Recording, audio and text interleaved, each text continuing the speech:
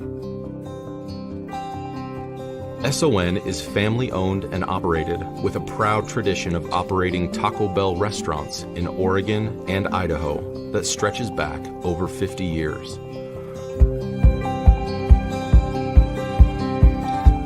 Our dedication to family and the communities where we operate spans 4 generations and is a fundamental part of who we are.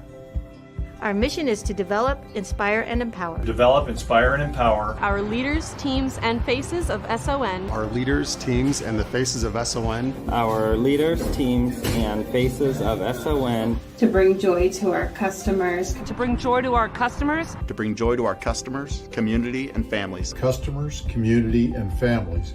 By serving fast, fresh, and delicious food. Fast, fresh, and delicious food. With a smile. With a smile. Fast, fresh, and delicious food with a smile. With a smile. Join our growing team at careers@tacobell.com.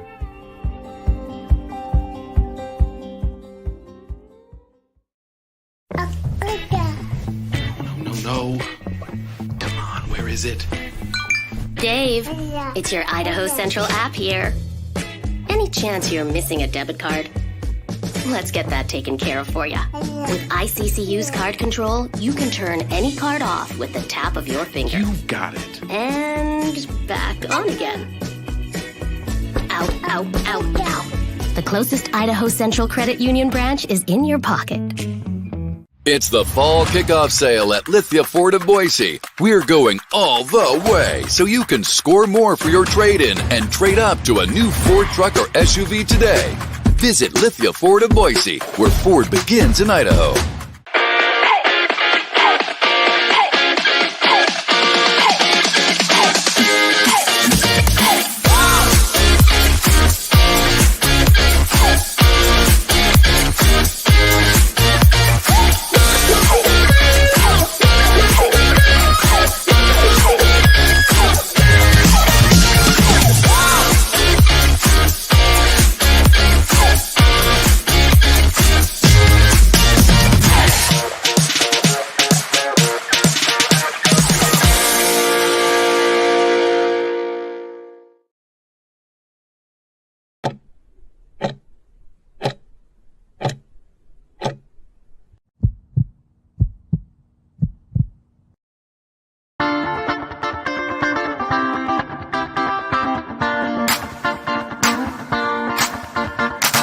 It's time for the Postgame Show from Bronco Nation News. We're breaking down the game with highlights, interviews, analysis, and most importantly, you. Give your thoughts on the game in the YouTube chat or Facebook comments, and we'll include the best ones on the show.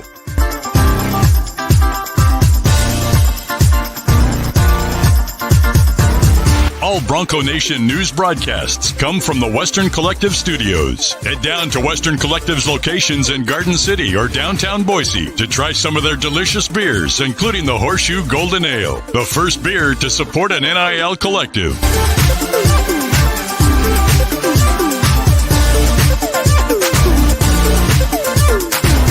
Now let's head out and join BJ Rains for the Postgame Show from Bronco Nation News. We are here, we are live, and welcome. Bronco Nation News Post-Game Show brought to you by Taco Bell. We're going to need some Taco Bell after that one. Maybe a couple of cold libations, if you will. But 101 points scored combined between Boise State and Georgia Southern. Just a couple quick storylines here. A couple stat lines, if you will. Ashton Jeanty, 20 carries, 267 yards, 13.4 yards per carry, 6, yes, you heard it right, 6 touchdowns. I appreciate the comments. We're a little loud right there. Much better. I was just as loud right there as Ashton Jeanty and this offensive line was playing in Statesboro, Georgia. Welcome to the postgame show. I am so glad that you've jumped on. Please jump inside the comments. We want to have a conversation. I want you to be able to celebrate this historic victory for this team. Unlike last year, Boise State starts out their 2024 campaign, albeit a very strange game, a wild game. A lot of questions for a lot of fans, but one question that we don't have, Ashton Jeanty. He put out a storyline and a stat line that is going to be talked about. It is already being talked about by the entire nation. We have some technical difficulties here. I'm gonna go ahead and fix those. So this is a quality. There we go. Hopefully that is better. Do you guys just to double check? Everybody good in the comments? Can you let me know if my audio is sounding good? Thank you, Dallin Coyle. Appreciate all the fine people there. I tried to turn off echo cancellation, and it didn't work out. But when we look at this game, it's a tremendous victory. The offensive line is a humongous piece of this puzzle for this Boise State team. There was a point in time in this football game where it looked like you were losing the momentum. You took a deficit in and around the fourth quarter. Georgia Southern was game, but the offensive line, Ashton Jeanty, too much to handle for Georgia Southern. The Eagles with an incredibly valiant effort. I was so impressed with this offensive line. Ashton Jeanty, we already talked about his stat line, but let's go beyond that stat line.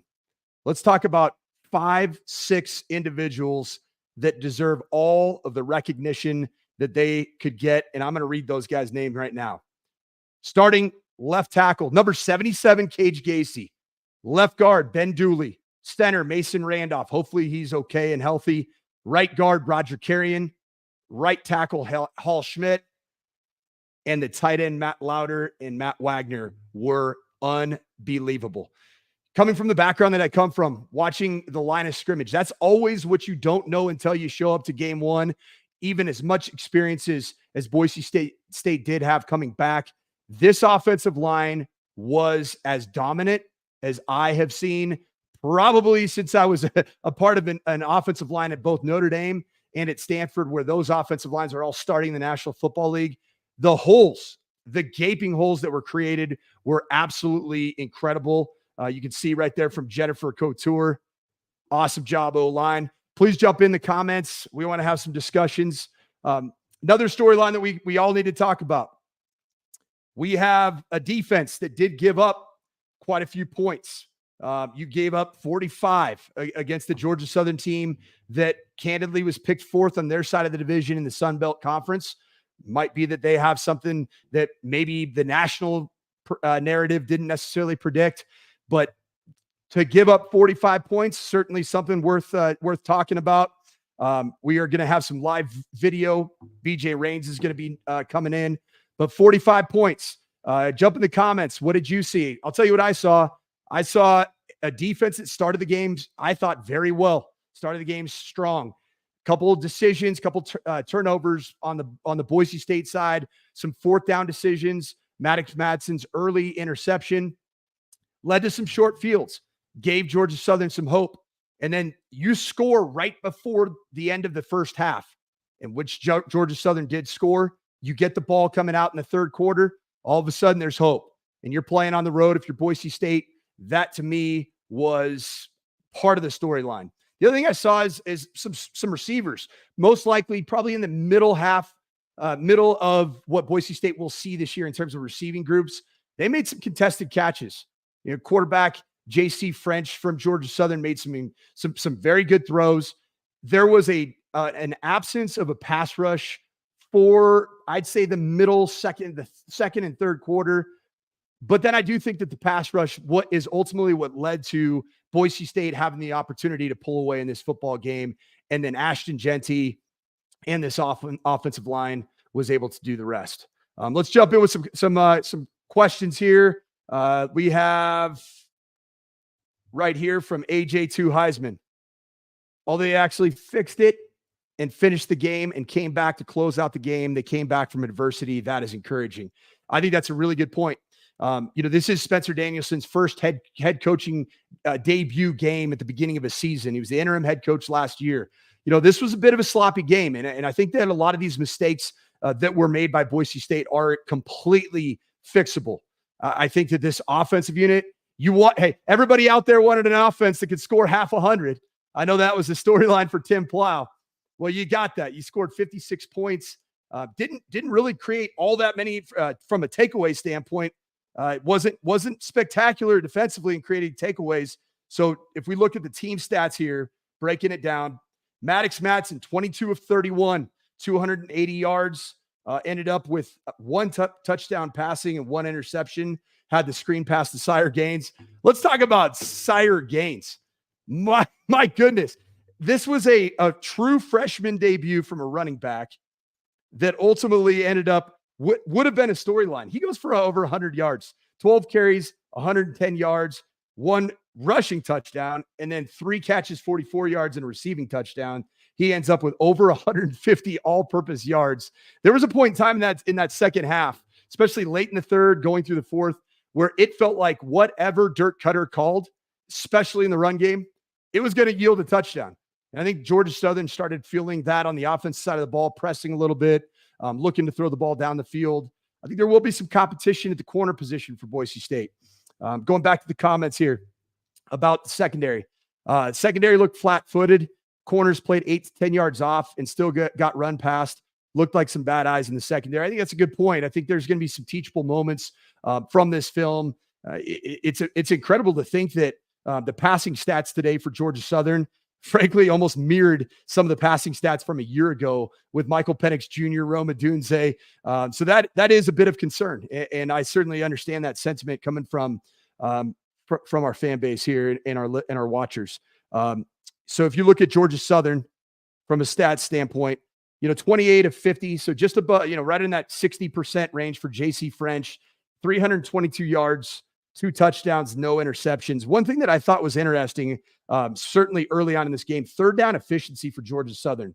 Both teams were really good. Boise State of 7-11 on offensive third down efficiency, and Georgia Southern was 12 of 19 on the day. Boise State with the 2, failed fourth down conversions, I thought was of note, something to look at. Especially when you give that ball up on your defensive side, they got to play a short field. I think that does end up posing some problems. So I'm going to jump right here. I totally agree with this comment. Coulter Johnson, lots of penalties and sloppy play. Is that a reflection of Spencer Daniels' youth or just early season stuff? I would say more the early season. You're looking around. You watch a lot of these college football games today. I mean, Boise State, you're 1-0. Your playoff hopes are still alive. And that looked fleeting for much of the third and into the fourth quarter. They are much alive. And you can say what you want, but if you got Ashton Jeanty on your team, you got these receivers on the perimeter. By the way, I want to talk about somebody today that caught my eye that I didn't necessarily have on my bingo card. And what an incredible performance today from Cameron Camper. Ended up finishing the day off. I thought he was receiver 3, maybe receiver 4. So much of the storyline have been about Latrell Caples. Certainly Prince Strawn, which, I we'll have to get to BJ for an update on what happened with Prince Strawn. Didn't see much availability there. Certainly, a lot of conversation about Chris Marshall, who was good. Latrell Caples was obviously good as well. But it just looked like anytime Maddox Madsen needed a clutch catch, it was going to be Cam Camper. And I thought he stood tall in this football game, not just a possession guy, but an absolute stud. And you can see Sky Ship, one of our very loyal watchers there, says that he looked like an NFL receiver. He is a frisbee catching dog. A very impressive performance. So love to hear what you guys have to say about this. Bad call to go for it on your own 35 before half. I was questioning that decision. Now I've coached in some very conservative environments. Minnesota, if you watch that game against North Carolina, PJ Fleck, he will make every single call in a very conservative manner. David Shaw in Stanford, we would never have gone for that. But if you watch, it's risk reward. And I think that we'll hear from Spencer Danielson. Stay tuned when BJ does join us here in probably the next 30, 45 minutes to hear from Spencer Danielson in his postgame remarks. Certainly a question that I believe will be answered by Spencer Danielson. Camper could have gone for over 150. Let's actually do this. I want to go and I want to share my screen and look at this stat line together.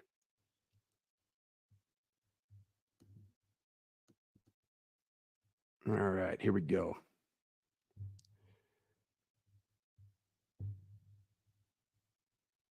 I'm going to drag this up here. Okay.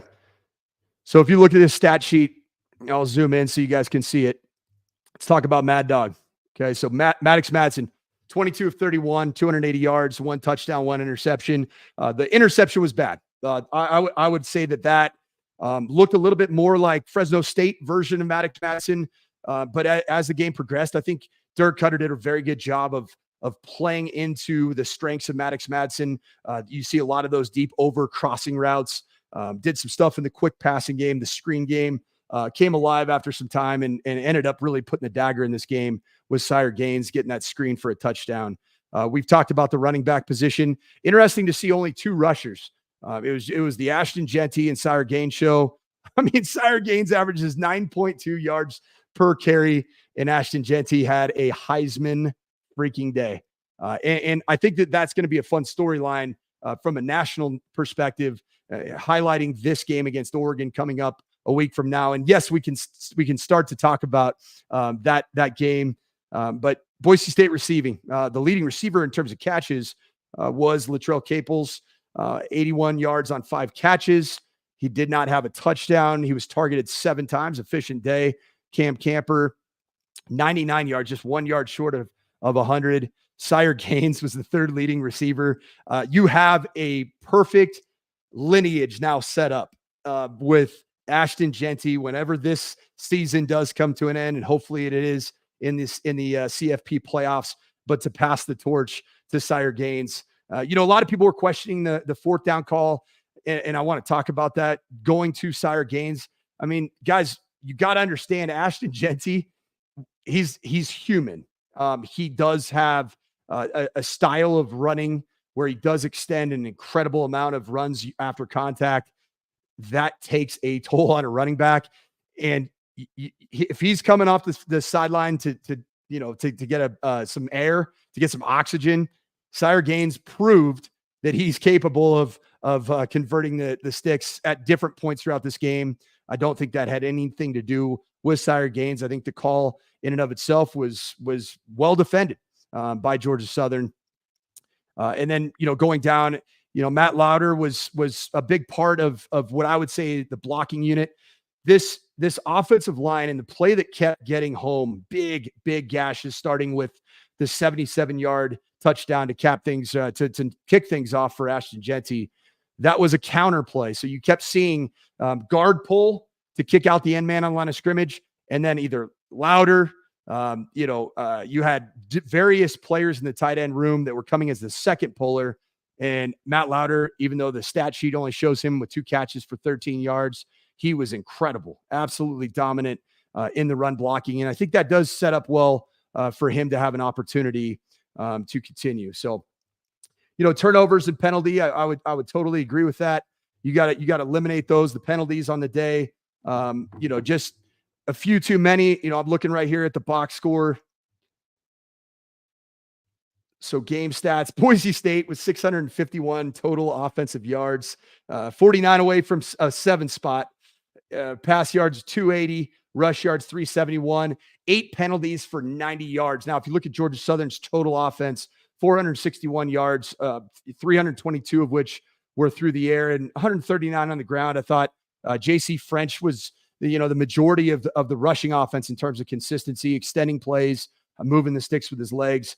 Georgia Southern out first downed Boise State with 27 first downs to Boise State's 23.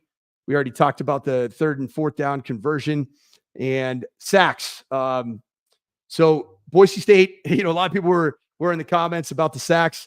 Boise State gave up 0 sacks offensively, but did get 4 sacks for 19 yards. And that's not even to mention a couple holding calls that Ahmed Hassanin was able to draw just by playing just unbelievable football.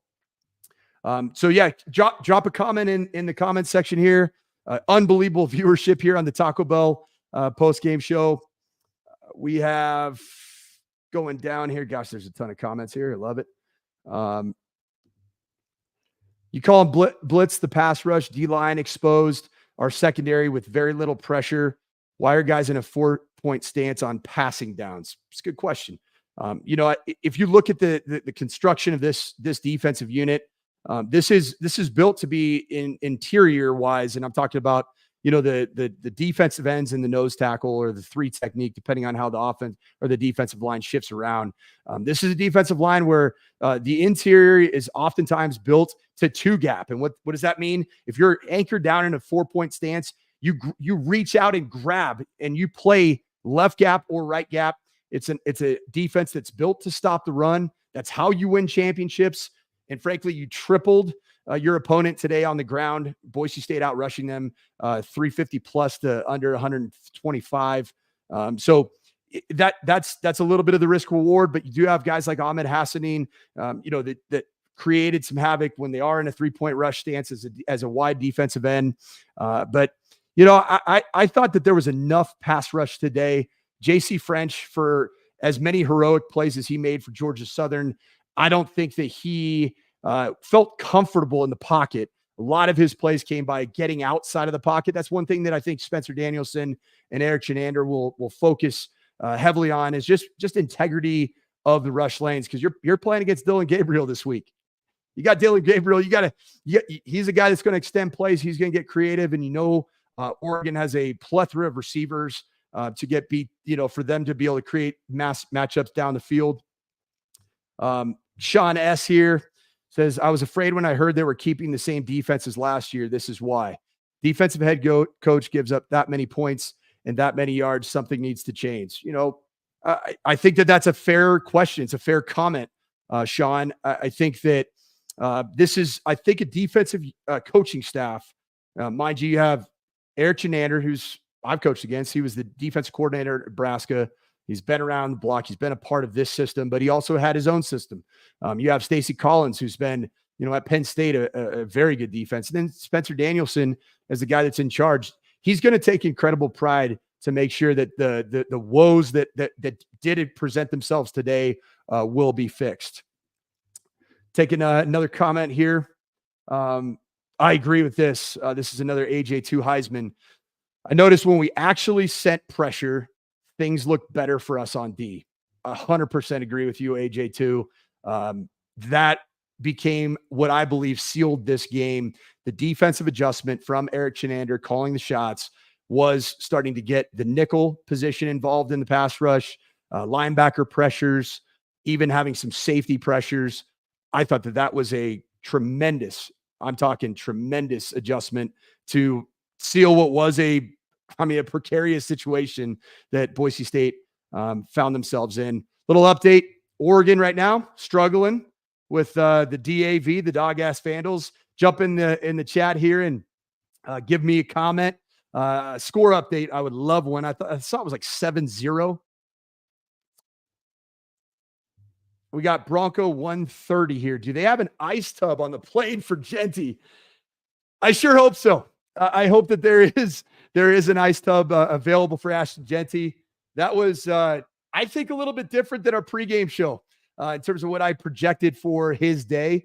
I was hopeful that he would be out of the game sometime in the middle of the third quarter. But for Boise State to keep this playoff dream alive, Ashton Jeanty needed to be on the field until, frankly, the very end of the fourth quarter. There's 10 minutes left in the second quarter, and it's 7-0. Still 7-0. Everybody opening games. That's all I can say. You just don't know. Right here in Boulder, you look at what CU did. They played an FCS team, a very good, very proud FCS team in North Dakota State. But that game came down to the absolute end. And, these games early on in the season are so hard to handicap, to figure out. That's why, Vegas loves their chances in some of these, which, by the way, Vegas did not like the ending to the game that we just watched on ESPNU, the backdoor cover for Georgia Southern by scoring late, getting the 2-point conversion. I think essentially plus 11.5 to plus 13.5, depending on where you placed your wager. I did not place wagers on this game, nor any game for that matter. But I did see that Stanford Steve from ESPN is going to be looking into the bad beats from that particular game. You see this in the Mountain West Conference, a little stroll through the Mountain West Conference. Air Force played Merrimack. Has anybody heard of Merrimack? I've been coaching college football, even on the East Coast. I've never heard of Merrimack. I could not name the state that Merrimack calls their home. But they only won 21-0. Apparently not a very, very clean football game for Air Force. It was a home game. Hawaii beating UCLA. One game that I watched very closely because I'll be calling the CSU University of Northern Colorado game next Saturday. Man, that was a rough one for the CSU Rammies. 52-0. Braden Fowler-Nicolosi did not look good. Offensive line had their struggles against Texas, and a lot of issues right now in Fort Collins. So you could be a Boise State fan base. You could be either way. Right here, A-Town 875 has a good question. No, that's not a good question. Here it is. Bronco 130. Okay, so seriously, Mike, why do our DBs not seem to turn around and look for the ball? Yeah, I had the same concern. I had the same question. There were some situations where I thought our corner play left a little bit to be desired. Now, they were on an island. There were a lot of situations where they are playing catch technique at 7 to 9 yards, which means that it's a form of catch man. There's a lot of quarters, a lot of catch man where you're pattern reading what the slot receiver does. So if the slot receiver goes to the flat, you go trap it at the corner position. If your single receiver goes vertical, number 2 inside of you goes vertical. You play flat-footed until you have to match out past 10 to 12 yards. There are some challenges that come with that. It's a technique deal. The athletes from Georgia Southern were game at the receiver position, made some plays, made some contested plays. If you're looking at technique, I think that corner technique is something that's come up quite a bit in this opening slate of college football games. The ideal technique when you're in the hip pocket of a receiver running down the field is to be in that pocket, having your eyes essentially fixated on the receiver, so you're right there, you're in their hip pocket. And then the coaching point is that you want to look while you're leaning. So it's look and lean. You want to look up for the football while you're using your body to screen the receiver towards the sideline. And just saw some situations today where I thought the corners just got a little bit turned around in some of their technique. So something that I do think needs to just improve, and it's going to be tested. There's no question that Oregon's going to watch that film. As much as Oregon's struggling right now, assuming Oregon gets a win and pulls away in the second half. College football openers, ladies and gentlemen, you just never know. We appreciate you once again joining us right here. If you are just joining us, this is the BNN Bronco Nation News postgame show live from my studio here in Colorado. Thank you so much for joining us. Boise State again, 1-0, and went to a place that I had my concerns about. Statesboro, Georgia, one of the extremely proud FCS programs that did make the jump. One little thing of note, if you listen to the broadcast, 56 points given up by Georgia Southern is the most points that they've given up in their home stadium since the jump from FCS to FBS football, joining the Sun Belt Conference in 2014. So Boise State offensively, fantastic. Let's talk Maddox Madsen. Jump in the comments section. I'd love to hear about what your guys' takes on Maddox Madsen's day was. My personal favorite. Can you guys hear me? Everybody good? Somebody just said, I can't hear you. I can hear. Rain's boys. I appreciate that. Jump in the comments, though, about Maddox Madsen. Give me a grade. I want to see a letter grade.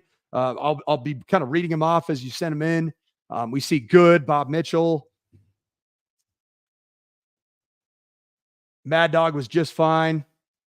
Thought he played well overall. B. I would say this. I would say overall, if you take, there's a B and a B plus, B minus. So Colin right there. Yeah. So if you take his overall body of work, and I would start with the interception, especially where he turned the football over, that was costly. I think that this was a game that if you play the game perfectly, you pull away from Georgia Southern. This game wasn't played perfectly. Georgia Southern athletically had enough to be able to create some mismatches with Boise State secondary. But I'd say Maddox overall, I'd give him about a B. I would say after the interception, A. The very next drive, Dirk Cutter comes back, calls 2 shot plays. Maddox Madsen threw some Russell Wilson-like deep balls in his prime, I'll say. Not the Denver Broncos or Pittsburgh Steelers preseason version of Russell Wilson. But ball was up there and came down from the sky perfectly. Caples for one, Camper for one. And I think that response is why Maddox Madsen's the starting quarterback at Boise State. Coaches have a chance to see the entirety of the body of work from spring ball, which I know he didn't participate in, all the way through fall camp. And a big part of evaluating who is your guy is you're going to have some adversity that comes along in a fall camp scrimmage, in a practice, or 3 practices in a row. My bet is that Dirk Cutter, Spencer Danielson, and most likely the entire team saw Maddox Madsen do what he did today, which is respond to a bad play. And he responded incredibly well. Matthew Poole here says about Maddox Madsen, a very efficient distributor. Madsen definitely needs some work though. I think that there were some early nerves. I think there were some missed throws. The early 4th down attempt that Maddox Madsen, he looked uncomfortable in the pocket to me on that 4th down drive, or that drive early on. I think it was in the plus 35 going in, just outside of field goal range. I don't think not one time did we see Jonah Dalmas attempt a field goal today.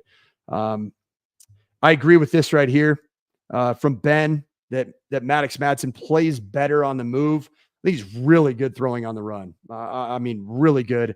I think when he plays on time, the 2 areas that I like the most of Maddox Madsen's game was downfield throwing, accurate downfield throwing, phenomenal. Gave his receivers a chance to make plays, and his receivers made some plays. And then the second one is exactly that. The athleticism as a passer on the move. Skyship here said, preach Mike. Maddox did not get rattled by the interception, bounced right back. Love it. That was my personal favorite aspect of the game. We got Madsen was a good game manager, didn't make a lot of huge mistakes. Thinks he is a solid B. All right, let's continue this with the grades. Just for fun, give a grade on Ashton Jeanty's performance. I would love to see what all of you are watching, 1,600 of you live watching this. Just throw a grade out there for Ashton Jeanty. This is it right here. Pretty simple. As many pluses as you could possibly add. That's an infinity, Candid Trader. What a game.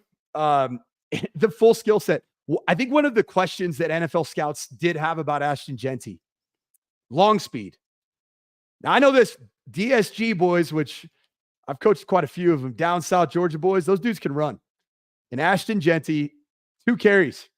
In 2 carries today, 150 yards, 152 yards. Absolutely incredible. Played the long speed, the stiff arm. Guys, can you think of a running back in the last 20 years, pro football, college football, with as consistently as efficient and powerful of a stiff arm? I personally cannot.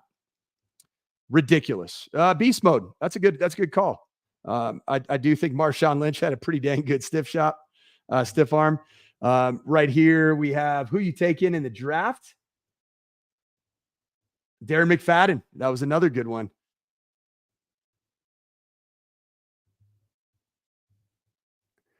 Yeah, this is another one right here, is that I'm glad they didn't pull him and ruin his shot at the Heisman.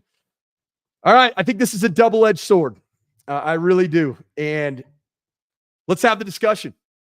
Let's air out. What's more important? Ashton Jeanty being healthy and at his best, we'll say it for a 14, 15 game season, 16 game season, or Ashton Jeanty winning the Heisman Trophy. Jump in the high. Yep. Health over Heisman. I entirely agree, because you play to win the game. We have health. I agree. And so this is the double-edged sword that I think I wanted to discuss, because the ideal scenario when you go play a team that you're favored to beat, big tip of the cap to Georgia Southern for just how hard they fought, especially on the offensive side of the ball. I think their offensive coordinator, Ryan Applin, did a phenomenal job mixing in some trick plays, had some reverses, did some things that were pretty crafty. I was impressed. My good friend of mine that used to work at Georgia Southern told me he's one of the great young offensive minds, former Arkansas State quarterback, played there under Gus Malzahn before he left to go on to Auburn. But I do think that if you look at what would have been an ideal day, is that you play a little bit better on defense, probably a lot better on defense. You get Ashton Jeanty his 4 touchdowns, pull him after the 5th. And you're healthy and you're in your best possible shape. I did notice that Ashton Jeanty looked bigger, if that's possible, stronger. Like, did you guys see his biceps on the sideline after one of his touchdown runs? I was like, I don't know if I've seen a guy with as big a biceps that runs as fast as Ashton Jeanty does. Stiff arms, spin moves, extending plays. The only time where I thought that Ashton Jeanty didn't necessarily win a matchup was right there on the goal line. Number 15, the linebacker from Georgia Southern, a 250-pound linebacker, met him, but guy, that was about after 250 yards, 230 yards running the football. Just an absolute tank. Keep your questions running. Want to see if you if there's any other questions that you do have, particularly about what did you guys think about the special teams today? And you didn't have a chance to see Jonah Dalmas, JFR. Didn't have too busy of a day when you run the football that way. What did you guys make of the overall special teams? I believe there was a penalty on special teams, a holding penalty on a kickoff return. Any other thoughts on the overall performance today of special teams coverage units? Still no punt returns. That's a really good point. We didn't see a whole lot in the return game. It was a tame day. A lot of fair catches, as you guys are saying here. Boring. 13 yards on return. Yeah, that was my overall take, is that I think there'll be better days to come this season for the special teams unit. I know Stacey Collins will take tremendous pride in. There was a return, I believe it was a kickoff return that got out near midfield first half. There were so many yards in the game overall that it was almost hard to keep track. I do think the depth of this team is going to be evident when it comes down to the special teams. Mountain West Conference Championship, CFP, very much on the table still. Very much. When Boise State gave up that lead, I believe it was 28-9. You give up the touchdown right before half. You give up another touchdown, and that game starts getting a little bit tight.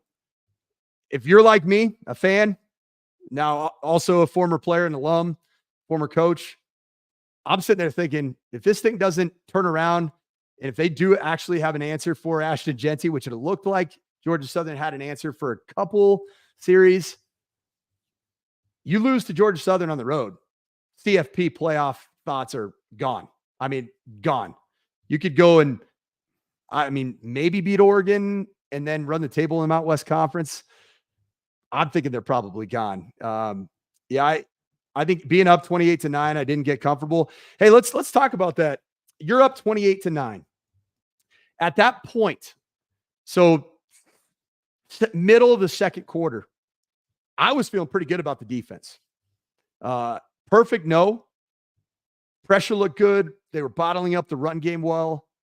JC French I thought he looked pretty rattled. I liked where the defense was at when it was at 28-9. The big swing in the game was that sequence right before half. Georgia Southern retakes the possession in the third quarter. It goes right down and scores. I would agree with this right here. Hopefully they start using the receivers more. They made some awesome catches.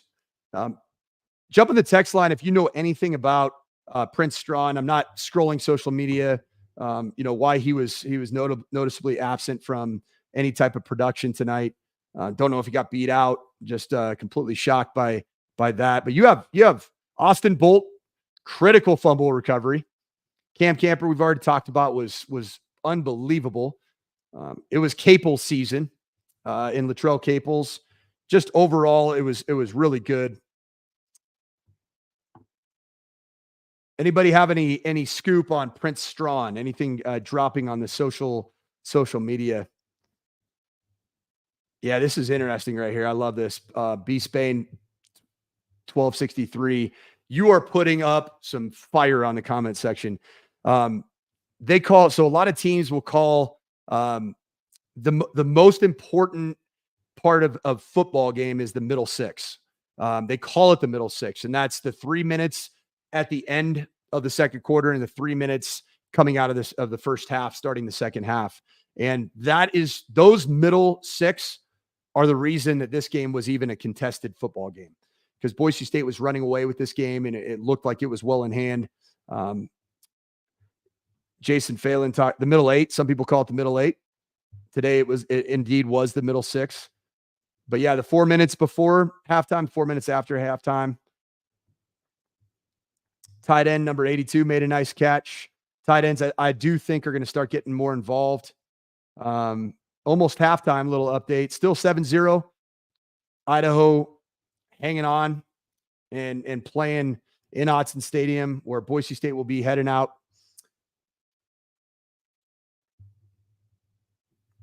I'll let everybody take a quick restroom break. We are going to go to a quick break. And here we'll go. It's quick 3-minute, 59-second break.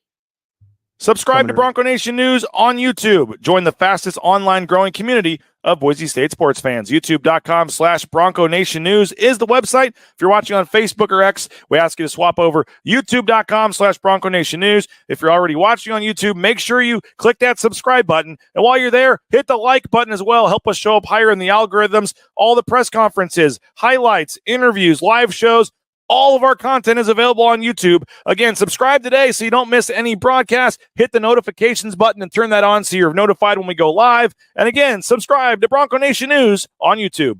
Join the Horseshoe Collective and Bronco Nation News at every away game football watch party at the National. It's inside House of Western proper, part of the Western Collective group at 610 West Idaho Street. You walk in, you turn to the right, and it's the bar right there. They'll have full audio of the games. Great deals, including $3 Horseshoe Gold Nails, and 10% of all proceeds goes to benefit the Horseshoe Collective. Again, Western Collective has locations in Garden City or downtown Boise. Try some of their delicious beers, including that Horseshoe Gold Nail, the first beer in the country to support an NIL collective. Check them out, Western Collective, our studio sponsor here at Bronco Nation News. I tell you every day, but there would be no Bronco Nation News without Andy Rowe and our title sponsor, rowpaint.com. Concrete coatings, interior, exterior residential painting, commercial, industrial, all your painting needs. Consider the official paint and coatings company at Boise State Athletics. And again, our title sponsor. Support the sponsors, folks. Your next painting project, make sure it's with rowpaint.com. Check them out online, roepaint.com, or give them a call, 208-991-0567. Power and people, pride in painting. The title sponsor of Bronco Nation News is rowpaint.com. Be on the lookout for the next edition of the Tyson Degenhart Show, sponsored by Idaho Central Credit Union, ICCU.com. There's a branch pretty much on every corner, but the easiest, of course, is that mobile e-branch online banking in the app on your smartphone. Check them out for all your banking needs, whether it's a home loan, a car loan, just want to get a standard checking account set up. They can do it all at Idaho Central Credit Union. Check them out online, ICCU.com. Whether it's the Magic Valley, the Treasure Valley, all over Idaho, all over the surrounding states. Next time you need to head to the grocery store, think Ridley's Family Markets. Find a location near you online at shopridleys.com. Again, love the Star location, love the Cuna location. Whenever we head up to McCall, that's the spot we stop as well. Download that Skep app, get savings up to 40% off at the checkout line. And keep in mind, Ridley's Family Markets sponsor here at Bronco Nation News.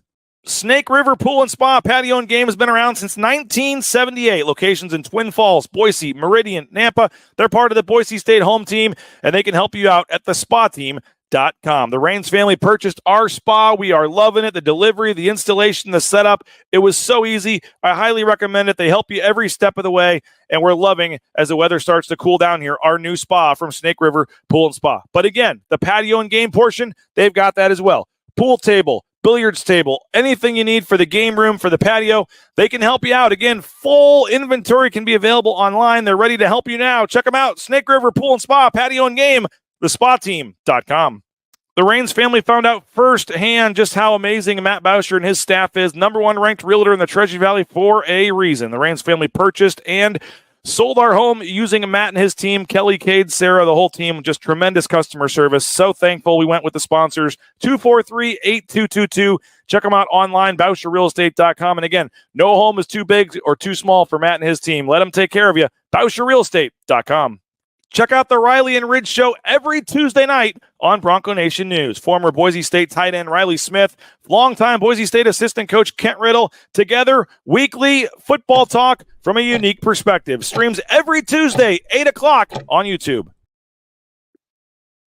Welcome back to the Bronco Nation News postgame show.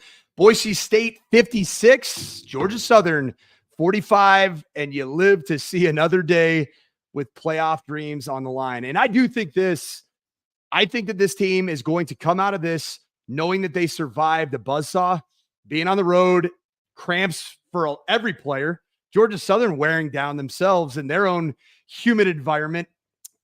Fans were even tapping out. This was like a 2-point lead for Georgia Southern in the fourth quarter, and fans were leaving because it was so dang hot. But you end up escaping a buzzsaw. These are program-defining wins. If you think about the game last year down at Memphis, who is going to be another team that is part of this conversation, really Liberty, Boise State, Memphis, still think all three of those teams are very much alive and well to be the group of 5 representative in your college football playoffs. Boise State does survive. And sometimes in games like this, you just got to survive. I did not like this game on the schedule. If I'm going to be perfectly candid with all of you, I thought that this was not a trap game because Oregon was waiting. I just thought it was a really hard game, a really challenging game to open your season with.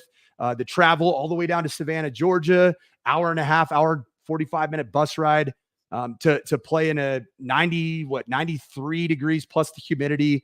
Not an ideal situation to open up your season. This was a bowl team. A lot of people want to say that Georgia Southern's not any good. Georgia Southern is not only a proud program, but it's a bowl team with a very capable quarterback that I think found some confidence, held onto the ball a little bit too much, J.C. French, but extended enough plays and created some downfield matchups to have 322 yards through the air, an area that I do think Boise State will find some solutions to and needs to find some solutions to in a hurry. It looks like the Idaho Vandals are now trailing 14-0. But let's take a look real quick at some of the defensive stats from this game. Some notable performances here. Ty Benefield, Jeremiah Irby were the leading tacklers in the game. Ty Benefield, just a player. I was surprised how much rotation was happening, particularly in the safety nickel type position. Jeremiah Irby, corner, had 7 tackles. I don't know if that's necessarily a great thing. He was involved in giving up some of those downfield plays, a game that I think he'll learn from, to say the least. Zion Washington ended up having 5 solos, 3 PBUs. That's an impressive day. Alexander Tubner just doing what the Tubester does. 6 tackles. Overall, pretty good day. Jeremiah Irby did have the forced fumble. I didn't want to gloss over that. This is a player, Rodney Robinson, that I love this football player. I think he's physical. He's got a knack for the ball. He had half a TFL, a PBU, a quarterback hurry. Rodney Robinson is a blitzer. He's a guy that I think has just a knack for being involved in the blitz patterns. And you go on. I thought Simpson, I mean, you want to talk about a guy that impacted the game. 2 forced fumbles, had a sack, which was the sack fumble that he created at TFL. Ahmed Hassanin, we talked about in the offseason, talked to him about it at Mountain West Media Days. He's going to command some double teams. He's going to get chip help from tight ends with tackles. He's going to get the running back involved in chip help. But what that does ultimately do is it creates some other opportunities. A player that I thought was a bit of an unsung hero, doesn't show up on the stat line here, is Callahan. I thought Callahan was really good. Looked like he cramped up late. But overall, defensively, I think the tackling was okay. The coverage is the area that needs to obviously take the next right step. There's a coaching adage that the biggest jump that you'll take as a team is from game 1 to game 2. And on the defense side of the ball, I really do believe that having the expertise and experience in the defensive side of the ball, even a guy like, like I said, Eric Chenander's been through these types of games before. He's adjusted before. Spencer Danielson's been a part of that. And then I don't think you can underestimate the value of Stacey Collins, not only just as a special teams coordinator, and I know that he wants that unit to take the next right step from game 1 to game 2. But I do think that his impact, having been around some really good defensive minds, having been around Manny Diaz, I think that this defense will be in a better place. And I think it's one of those games that you survive, you advance, and you move on to Oregon. This is a really good point right here from Boise Squid. Keep the comments coming. BJ should be joining us here in the next 5-10 minutes as we get some post-game comments, not only, from Spencer Danielson, but BJ did have a chance to talk to Ashton Jeanty. Hopefully, and I've seen it through the comments here, hopefully he takes the Jai approach and starts chugging that pickle juice on the sideline, get those electrolytes, get that sodium that you need to get it. But Boise Squid brings up a really good point. Running quarterbacks are kryptonite. And I'm not sure if Gabriel is a runner. One thing we know about Dylan Gabriel, he's a play extender. He's a creative thrower. He does have the ability to move the sticks with his legs. He's not the kind of guy that's going to take off and run. He's had a career. I believe this is his third institution. Started out at Central Florida, transfers to Oklahoma. Jeff Levy then leaves, takes the Mississippi State head job. Dylan Gabriel gets one of the biggest paydays in all of college football. Dylan Gabriel might be struggling a bit in this first half. Trust me when I say this, Dylan Gabriel might be in the conversation when it's all said and done in the Heisman picture. He can spin it. He can extend plays. He typically likes to extend plays to create matchups down the field, get eye violations from secondary players. That's an area that this defense is going to have to work on, because J.C. French created a little bit off schedule, created outside of the pocket. Defensive pressure was a concern. I would say this. I agree with that in terms of a 4-quarter evaluation, but this is a defense that created 4 sacks on the day, and the amount of quarterback hits, I believe, were close to being in that double-digit 10 area. If you're getting double-digit hits on the quarterback, you're getting enough pressure. Where the onus does fall on is just defensive back play, being in great position, which Boise State was there. There weren't a lot of wide open players outside of maybe the RPO game, but being in position and using the proper technique to make sure that you play through the football.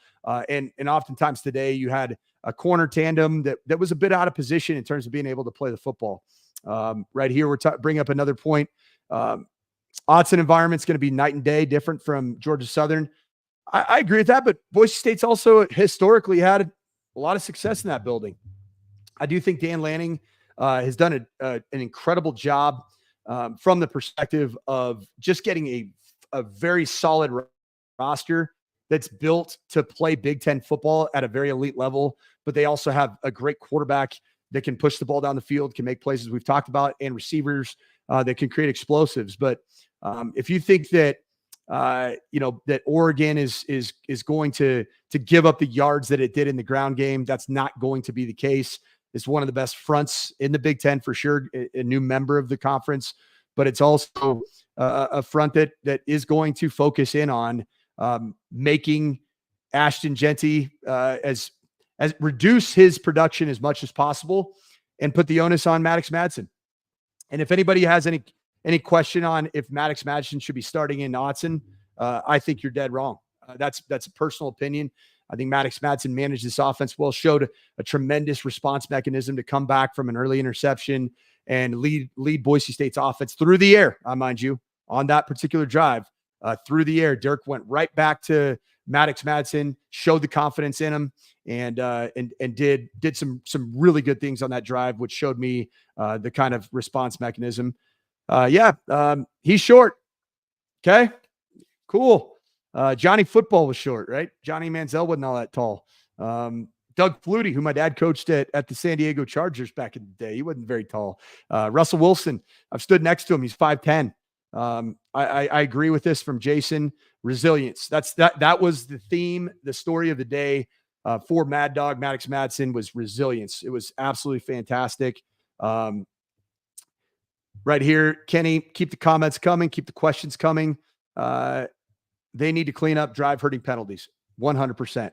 Drive extending penalties on the defensive side of the ball. The late hit extended a drive early on in the second quarter for Georgia Southern, and Boise State was getting off the field 3 and out. And I think that's a point in time where Boise State, behind the brutal, I'm talking brutal, ground and pound game that Boise State played with, was about to pull away. There were a couple different times in this game where I thought Boise State was going to pull away, but frankly, the offensive line, the tight end position, Ashton Jeanty, Sire Gaines, they frankly absolutely obliterated and wore out this Georgia Southern defense. And Georgia Southern just didn't have the depth to be able to keep fresh bodies out there. One thing that I did see today, you guys might have noticed this, some of the holes that Ashton Jeanty ran through, starting with his first touchdown.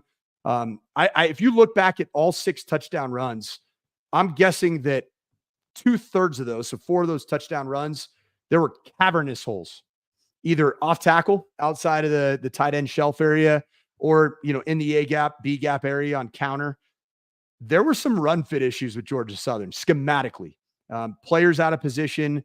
I was watching this game early in the second quarter and texting a couple of my buddies that are defense coordinators in college football. And I said, if you want to learn how to not properly fit the run, buzz the Georgia Southern defense tape against Boise State. That was bad. It was poorly executed or coached. I think that Georgia Southern tried to throw the kitchen sink at Boise State, brought their middle linebacker up quite a bit to try to just play essentially a bare front by using the middle linebacker directly over the center at the snap. And if you're running gap schemes and you don't have secondary support from the safety position, from the nickel position immediately right off the tackle, you're in for a long day. And that's exactly what Georgia Southern had. I think they didn't feel like they had the ability to stop Ashton Jeanty in this offensive line by just playing straight. Adrian, I appreciate you as a viewer. I love you. Thank you for calling me dumb. Maddox was not good. Look at the easy throws. I respectfully disagree. I love that you're voicing your opinion. I don't think that he was bad. I might also be dumb, but I think that he was very solid. And we have some very good news. We are joined now by BJ Rains. What's up? What's up? To the BNN postgame show brought to you by Taco Bell. BJ, what do you have for us from the postgame? Well, we got Ashton Jeanty, we got Spencer Danielson, we got Andrew Simpson, but I told you 45 minutes, we're at 57. So how you holding, man? You doing all right? I'm doing well, man. Yeah, we're at 58 minutes. What do we have? Just shy of 2,000 viewers right now. Unreal, man. What a game. What a game. 56-45. I mean, just super impressive to see what Boise State was able to do tonight. I mean, obviously, you've talked a lot about it, but Ashton Jeanty, single game records for touchdowns, for yards, and again, 20 carries to go 267. And just for all the offseason hype and the Heisman campaign and all that stuff, for his second carry to go 77 yards to the house, I just thought it was super impressive. And then throwing what Gaines did as well, over 100 yards himself. It was just super impressive. And I know people want to get on Maddox Madsen, but 280 yards and a touchdown and interception, 71% completion percentage. You know, when you've got this kind of running game that rushed for 371 yards, like, you'll take that kind of game all day from Maddox Madsen. So I was just super impressed on the offensive side, 56 points. But as I'm sure you've talked about, a lot to clean up on defense. Gave up 12 for 19 on third downs, too many penalties that extended drives, 90 yards on penalties, and just too many big explosive plays. So overall, you know, you got the win. You got to feel good if you're Boise State, but certainly defensive coaches not celebrating too much on that flight back home tonight. Yeah, what was the overall tone? Just, you know, talking to Spencer Danielson, I know you're loading up some footage, but you know, just being a guy that is a defensive mind, he got this job, you know, as the interim head coach, then becoming the head coach prior to being the defensive coordinator. This is essentially his and Eric Chenander's system together. What do you think the overall mood was? Was there a feeling of being able to rectify some of these issues, some correctable things that are easy fixes, or was the mood that, you know, there's some problems? Well, I mean, I think certainly you had a situation where, first of all, by the way, the person that said 2 interceptions, it was only 1 for Madsen. I don't know why that person said 2. It was only 1. But yes, defensively, Andrew Simpson said he doesn't feel good at all leaving here and knows they're a much better defense than they showed. So, I think they feel like stuff's correctable. I mean, certainly you got to make a lot of changes. I'm putting in the Ashton Jeanty touchdown as we speak, too, if we want to play that. I don't know if you did that already or not. I think defensively, they certainly feel like, hey, there's some things they got to clean up.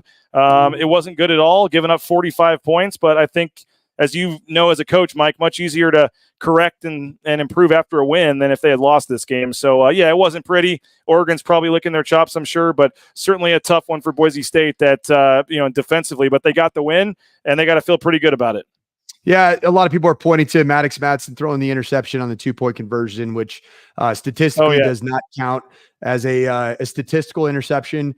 On a 2-point conversion, sometimes you just got to create any possible opportunity. The worst thing that could happen is taking a sack on a 2-point conversion. So he didn't like what he saw. I thought Maddox Madsen missed some things read-wise, just having some easy throws early. But I thought he settled really well into this game. I think that there should be, in my opinion, there should be zero narrative surrounding who should be your quarterback coming off this performance. I think that there are a lot more points of discussion that need to be had, particularly on the defense side of the ball. Who's going to be covering Oregon's receivers down the field? Are there technique issues? Those are some of the questions that I do have because frankly, the corner position and some of the matchups with nickels and safeties down the field. I think that overall, Boise State defensively needs to play the football better when it's up for grabs. Have we had 1 commercial break or 2? I've had 1. Okay, I've got that. Let's play the clip here of Ashton Jeanty's touchdown, but then maybe we'll take the second break real quick and then get into all these interviews if that sounds okay with you. If you want to talk about the touchdown, I can put it on here and pause it whenever you want. But here's Ashton Jeanty on the 77-yard touchdown that a lot of you missed because of the ESPN issues. Yeah, so I love this. This is the counter play that I'm talking about. And when you see a missed fit, and you can let it run it, if you let it run a second time, BJ. Sure. That was the Heisman post, by the way. There's the Heisman. He gave it to him. Yeah, and that went viral on the X. But if you look right here, the safety fit is absolutely atrocious. You end up having 2 defenders outside of who the right guard ended up kicking out. And this was a pretty common storyline for Georgia Southern, just not fitting, frankly, one of the more standard run plays in college football. But this is what I love, BJ, is I love that in this picture right here, this is what probably NFL scouts do question about Ashton Jeanty is the long speed there. Coming off of last season, I wouldn't say that was a huge part of his game, but having a 75-yarder and a 77-yarder in one game against a team that does have speed. I mean, Georgia Southern's back end, and there were some times where Georgia Southern had some angles, but splitting and his balance, his ability to right there, step through that tackle. There are very few people on planet Earth that can do that. One of the things that we did not bring up, BJ, are a lot of our watchers, our viewers right now were frustrated with was ESPNU. The big loser of the day. It took you an hour and 4 minutes, and he didn't mention that, man. That sounded like quite the debacle for people trying to watch the game at their house or watch parties. And then it went out a second time briefly again, didn't it? Yeah, I think it did. Yeah, it was announced that it went out, and they extended a commercial break. I have YouTube TV, so it was like doing this, not real commercials. It was like this, it was just cycling through a bunch of it. But ESPNU dropped the ball today, man. We missed that 77-yard touchdown run that kicked off the 2024 season and, frankly, a Heisman campaign. BJ, were you able to talk to Spencer, just about how much Ashton Jeanty was needed to win this football game and what that means for the long game, of Boise State and the need for Ashton Jeanty to be a part of what is still a playoff run? Yeah, I think the tone talking to the Boise State players and coaches was they're not surprised. They see this in practice every day. I mean, they know that he's, as Spencer Danielson said, I got my notes here, the best player in college football, I think he said, and we're going to hear from him in a minute, but he also said he is a generational type talent in terms of talking about Ashton Jeanty, and he flat out said he's the best player in the country, and he showed it tonight. And so, they're obviously going to rely on him a ton, but again, 371 rushing yards as a team. When you need to bring Ashton Jeanty off for a player or two, and you can put Sire Gaines in there, they have quite the situation here at running back. Jeanty's obviously going to be a huge key. Knock on wood that he can stay healthy all year, because if he can, he has a chance to put up some big-time numbers. Couple notable omissions, BJ, that I saw from just watching the game. Prince Strawn. Any update on Prince? Was he available the entire game?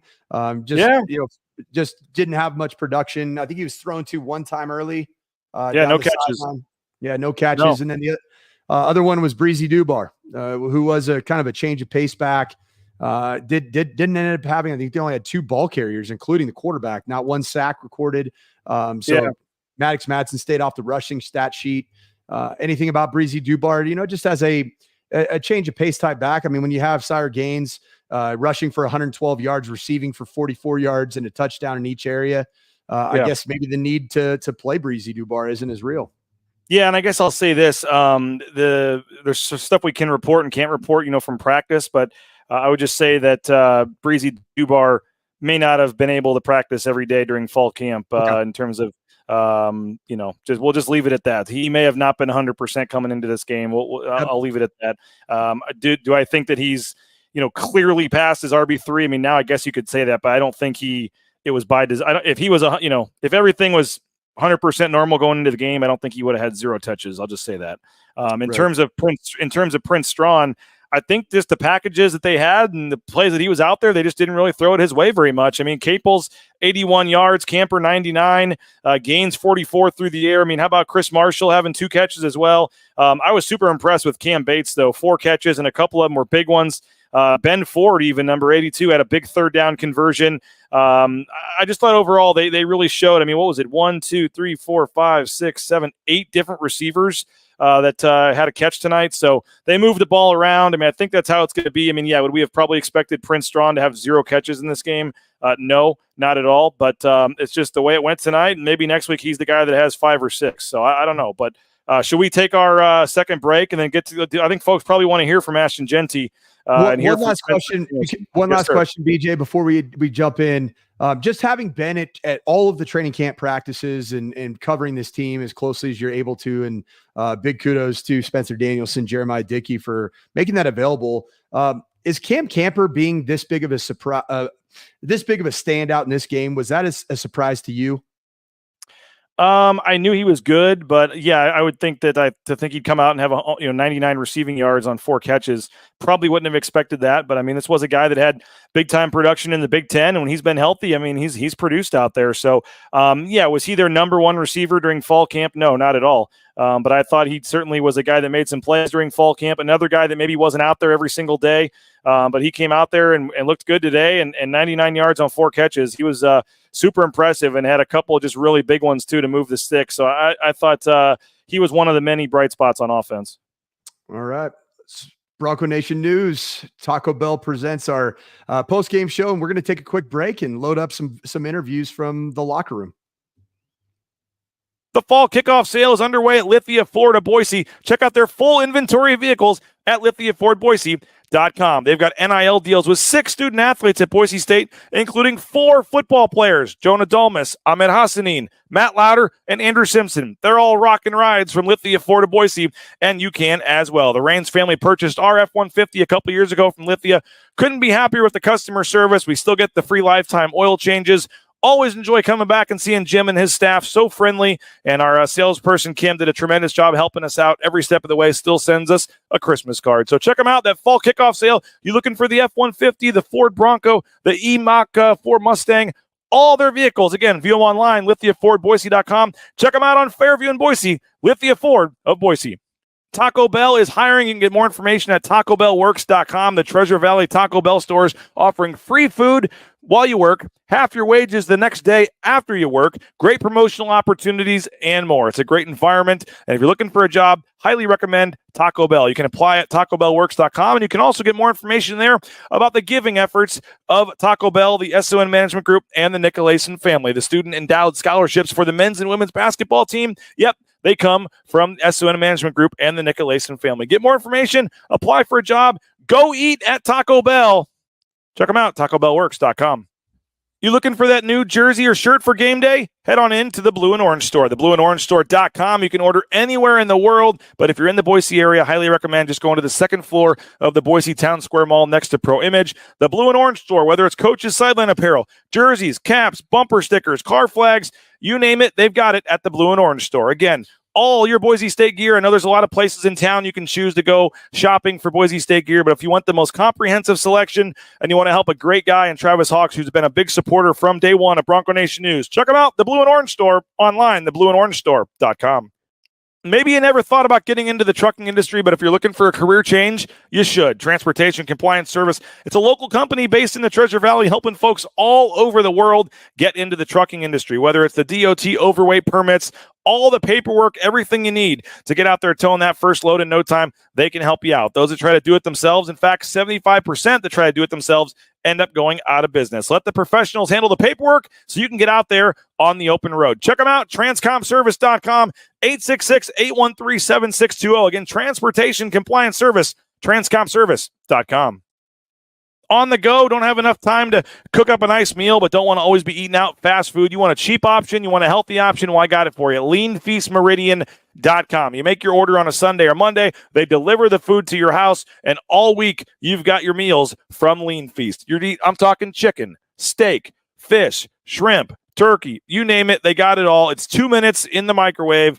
You can have them in your fridge for up to 5 days. It's all healthy, all different kinds of diets, 10,000 plus combinations. The graphic on the bottom of the screen there is wrong. It is leanfeastmeridian.com. Check them out, leanfeastmeridian.com. Tell them you heard about it on Bronco Nation News. They'll hook you up with a sweet deal. And again, no excuse to not eat healthy now because they deliver anywhere in the Treasure Valley. It's Lean Feast, leanfeastmeridian.com.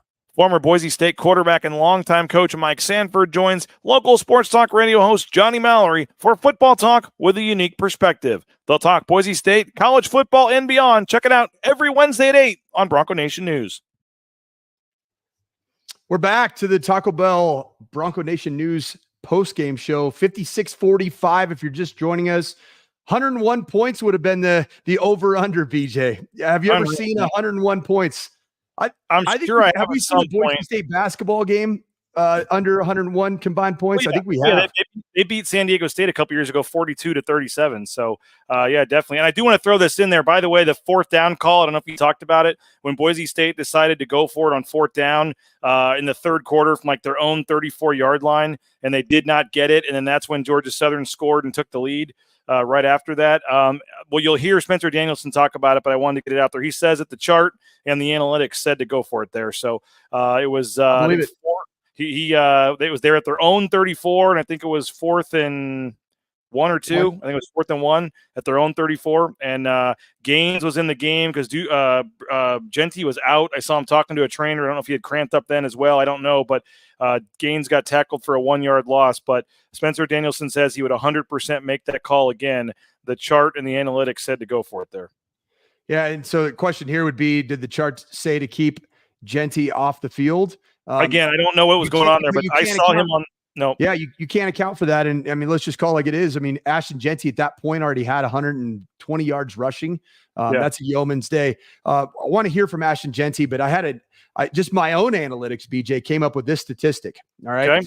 So today's performance, all right, 20 carries, 267 yards, averaged 13.4 yards per carry, touchdowns, 6 of them. All school records, obviously, except for carries. Not even close to that record. And if you look at last season in its entirety, Ashton Jeanty in one game is already 20% towards what he had in 1,347 yards. Once again, 20% of his entire 2023 yards in one performance. Ashton Jeanty has inserted himself immediately into the Heisman race. Let's hear from him. Yeah, no, 6 touchdowns, 267 yards, I believe it was, school records for both. And here's Ashton Jeanty after the game. You may have to turn your sound up just a little during this interview because I wanted to get in here quickly and didn't add to it. But here's Ashton Jeanty talking with the media after the game. Did you hear any noise or kickoff or anything? Did anybody challenge you maybe from student section at all or anything like that?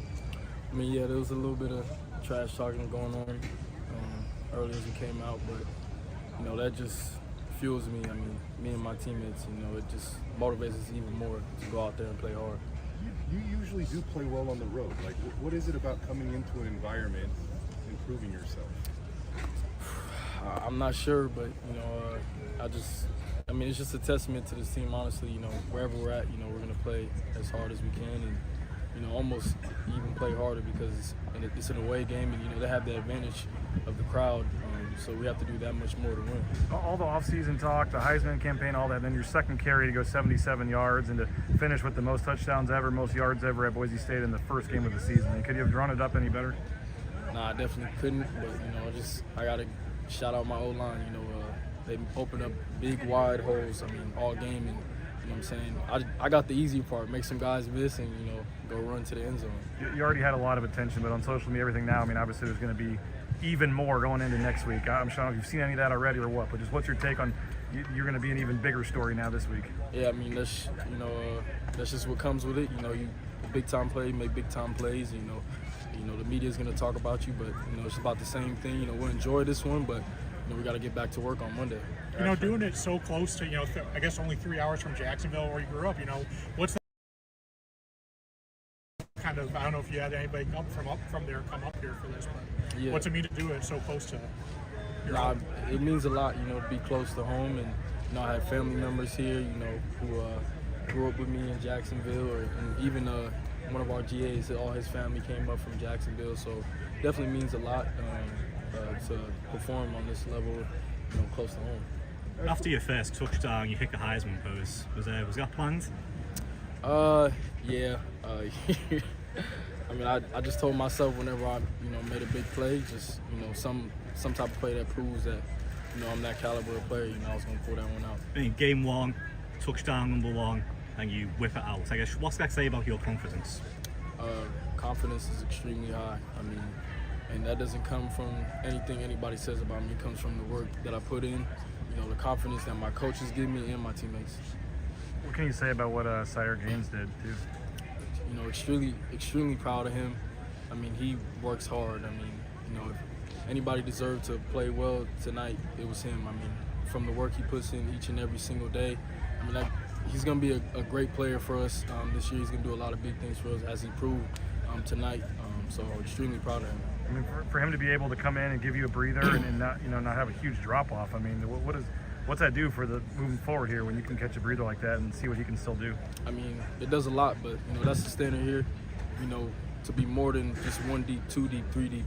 Whoever goes in the game, there's no drop off. It's the same level of play. I was going to ask, when you kind of ran into the end zone and kind of whirling in there on the ground, Spencer Danielson kind of had like a grin or smile on his face. It seemed like, I'm not sure what he said or just what made him laugh. Yeah, I'm sure he probably knew I was already cramping. I just remember UNLV, the championship, like my last run, big run, started cramping up with my calves again. So I don't know, it probably was a reminder or something like that. But I was on the ground, they was trying to give me applesauce, and I was like, nah, I can't. Like both my legs locking up. But yeah, it was a funny moment. What can you say about the way Maddox just really led the offense today? Yeah, adversity is gonna hit, different times, and I'm just proud of him for responding. That speaks testaments to who he is as a person, as a player. He's never gonna back down, and that's why he's the starting QB, because he's gonna lead this offense and he's gonna take us far. For this team to get a 28-9 lead and then give it up, and Georgia Southern comes back and late third, early fourth quarter takes the lead again. Just what's it say about you guys to be able to, when it got a little tough there, some adversity, you guys were able to kind of pull it out and get those late fourth quarter touchdowns? Yeah, we've had a lot of hard games in the past, and all the work we put in, there's been challenges all year, and we're never going to back down from the challenge, and we're always going to rise to the occasion. Ashton, for you, you wait 8 months for this moment, right? Getting back from the moment you wake up today, just the joy you get out of getting an opportunity to play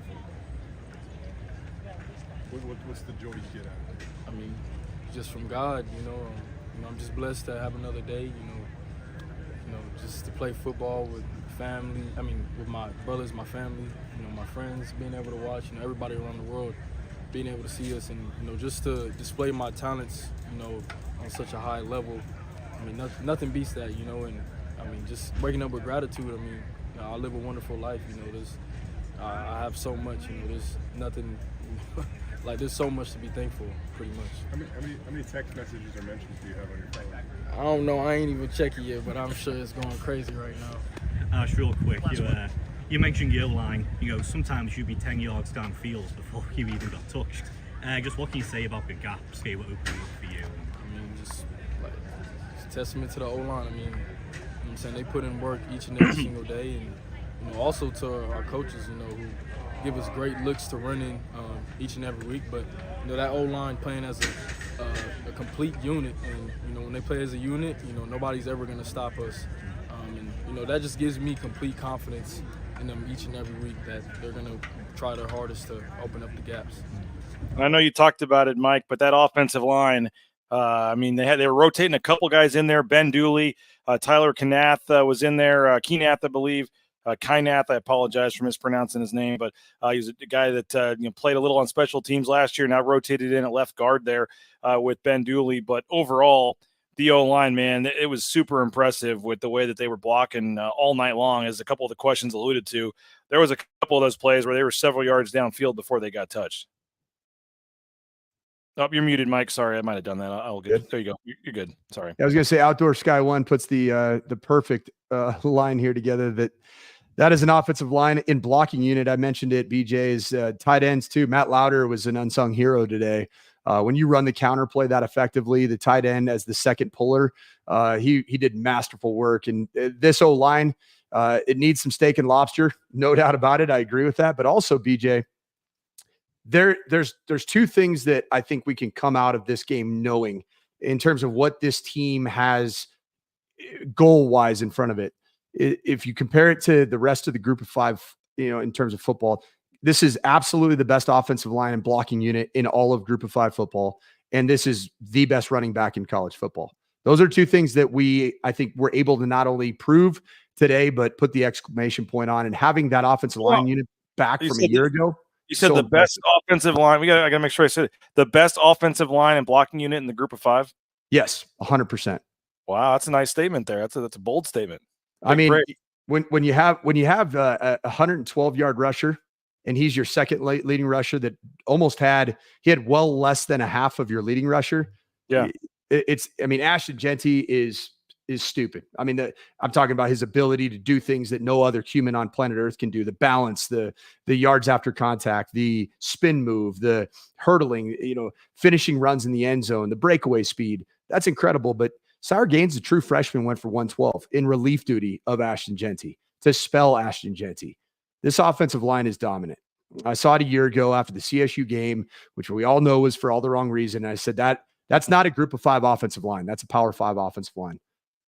Yeah, no, it was super impressive. All right, let's do a 25-second commercial here, 25 seconds to thank our sponsors. And do you want to go Spencer, or should we play? Let's go a little Andrew Simpson next, talk about the defense struggling, and then we'll go Spencer after that. But we'll hear a couple minutes from Andrew Simpson coming up in 25 seconds.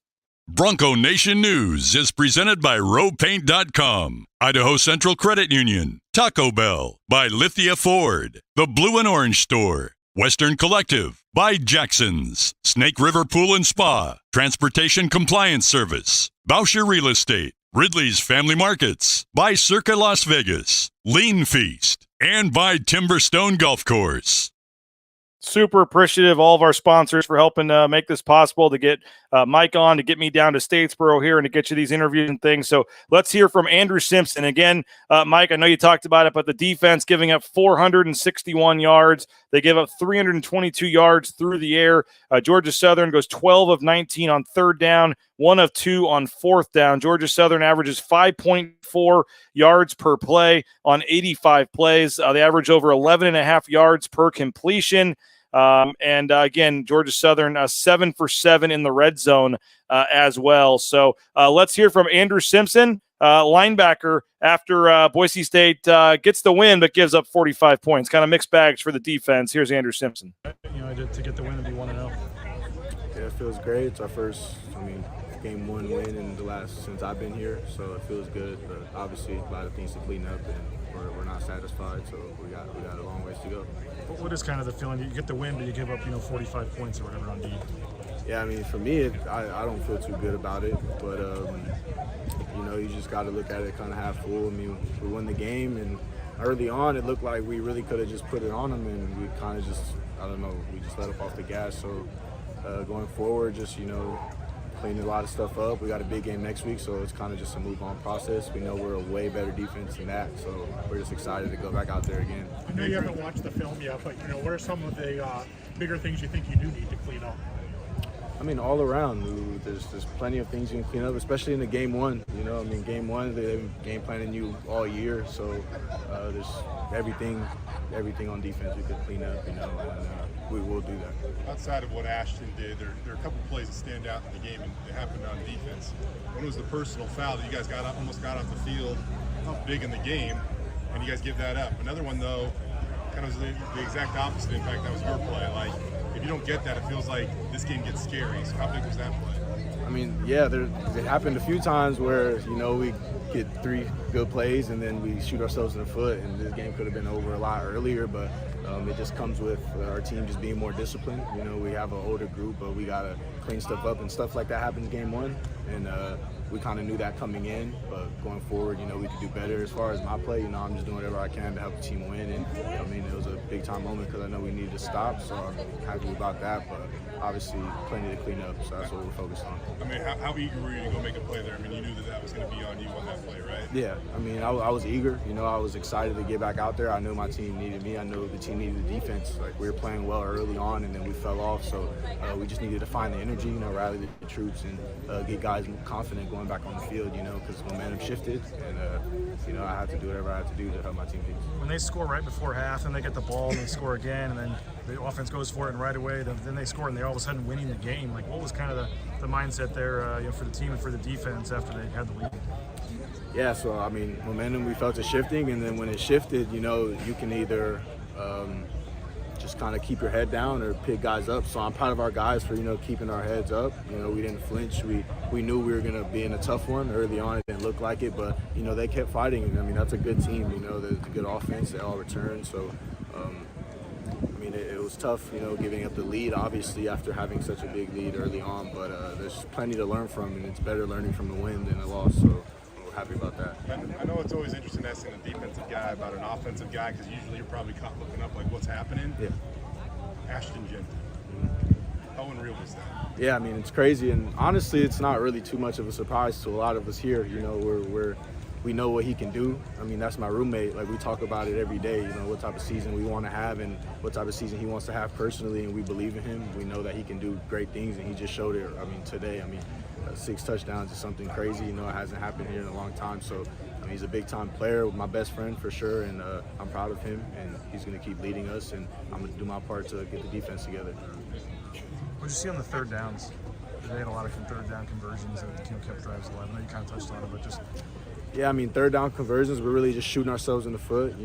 Got to win more one-on-one matchups and just play sound football. We were playing great on first and second down, and we're getting a third down, and then we're letting them off the hook. And that happened a lot, but we know that there's a lot of things that we did to ourselves, and only we can fix, and we know we will. So going forward, hopefully those change.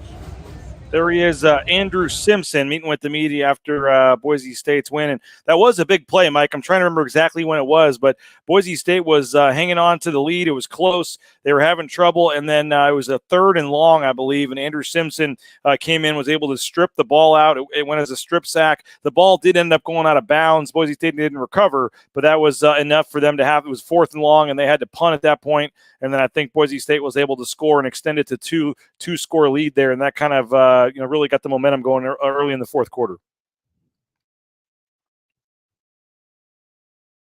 You're muted, Mike. You're muted, Mike. I did that.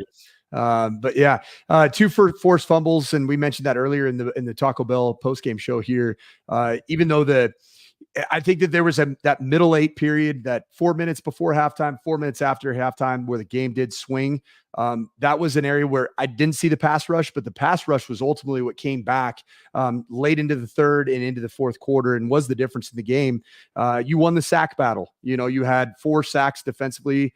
Boise State did, and you gave up 0 sacks. Maddox Madsen kept a clean jersey. I don't know if he got hit or was touched tonight. I don't believe he did. He never rushed. He never had to flush the pocket. It was a clean game. And from that perspective, I think some of the penalties, BJ, I know early on, there was the sky was falling, and rightfully so by the fan base. You tweeted back to somebody about a 3-and-out, I believe it was. And was that in the second quarter? There was a 3-and-out that was nullified because of a roughing the passer. Led the touchdown. There was and Spencer Danielson's going to talk about that in a minute here. That was a huge play that I think Jaden Virgin Morgan got called for a roughing the passer when the snap was bad. The ball was way back, going to be a 20-yard loss. The guy picked it up and was just trying to throw it out of bounds, and they were going to have to punt. And for some reason, Jaden Virgin Morgan hit him and got called for roughing the passer. That gave him a first down, and then they came right down the field and scored. I think that's what made it 28-9. I don't know if you noticed this or not, Mike, but when you added up, and we got to give a shout out to Dayton Robinson, a big BSU fan and my tax accountant, for getting this info on Twitter. And I just kind of looked at him like, yeah, you're right. But, that Tom Brady used to always do that. The Patriots used to love that 2-for-1. That, you score at the end of the half and then you score again to start the second half. Well, the way it worked out, they scored there late in the half. Boise State did have the one play kneel before halftime, but then they get the ball back to start the third quarter. Obviously, we're talking about Georgia Southern. They come down and score again, and then Boise State runs 4 plays. That fourth down play that we talked about with Spencer Danielson, where it didn't work, and then Georgia Southern scores again. So Georgia Southern scored 3 touchdowns, and Boise State ran 4 offensive plays during that stretch, because it was touchdown, fourth down, didn't get it, and then touchdown again. I guess 5 if you count the kneel down. But that was a huge – it was like Boise State – they didn't have the ball, so they couldn't move it, but it was a huge swing, and that's how Georgia Southern came all the way back and got the lead. But Georgia Southern getting the momentum before half and then carrying it over early into the third quarter was huge at the time. No, yeah, I totally agree. That was the swing in the game where Boise State was right on the precipice of putting this game away, 28-9. You get a stop on that drive right before halftime. There were plenty of opportunities to get off the field, and that's going to be a big emphasis, is find a way. Defensively, you got to find a way to get off the field. Score update from, I believe it is Oregon, is still in a dogfight with Johnny Ballgame's Idaho Vandals, 14-0, and it looks like Oregon's got a punt. When you look at that particular game, Oregon is generating offense right now all through the air. It's 24 of 28 for Dylan Gabriel. No run game for Oregon, which is shocking. It's 60 yards rushing going into the third quarter. Boise State's going to have to shore up its secondary, its pass defense, its coverages, playing the ball, the technique of the ball to do exactly that, and that's get off the field. Let's hear from Spencer Danielson in a minute, but I do have a score update here, Mike, if you want to hit on any of these scores. Alabama's up 49-0 in this one. There's some other scores that are a little more exciting. Ole Miss 59-0, Kansas State 34-6, but there it is with 7:27 to go in the third quarter. Oregon is only up 14-0 on Idaho at this point in the game. Dylan Gabriel does, he said, 257 passing yards and a touchdown, but only a 14-0 lead for Oregon. You got Notre Dame and Texas A&M tied 6-6 at the half. Fresno State down 3-13 to Michigan, and then some other games later. But I did see that San Diego State, if I go up here on the fly and go to some Mountain West scores. Losing to Texas A&M Commerce right now. Texas A&M Commerce. Let's scroll down here if I can on the scores. And Texas A&M Commerce. But how about UNLV up 24-0 after 3 quarters? Yeah, I thought Willie Fritz at Houston, brand new head coach, would have that team ready to play. Apparently UNLV's the real deal. Apparently Nevada's the real deal. They were heavy underdogs again in back-to-back weeks visiting Troy, and they're up 28-17. And Troy's the team that won the same conference that Boise State played a game in today. Wow. Troy, it's an interesting storyline. Some of the teams that you thought were going to be good, Hawaii, who I thought looked abysmal a week ago against Delaware State. They're beating UCLA. UCLA hasn't scored on Hawaii's defense. Texas A&M Commerce with a 6-3 lead. San Diego State, basically very little offensive production altogether. Run game's been fine, but and then look at Utah State losing to Robert Morris 14-10. I'll give you a bonus if you know even where Robert Morris is. Any idea? Is it somewhere in New York? Pittsburgh, Pennsylvania. Okay, there you go. Yep. Wow. We practiced at Robert Morris's stadium when we were playing Pitt when I was coaching it. It's the only reason I know. I'm like, I didn't know this school was here. And then I think one of the interesting Mountain West games tonight will be Wyoming, Arizona State.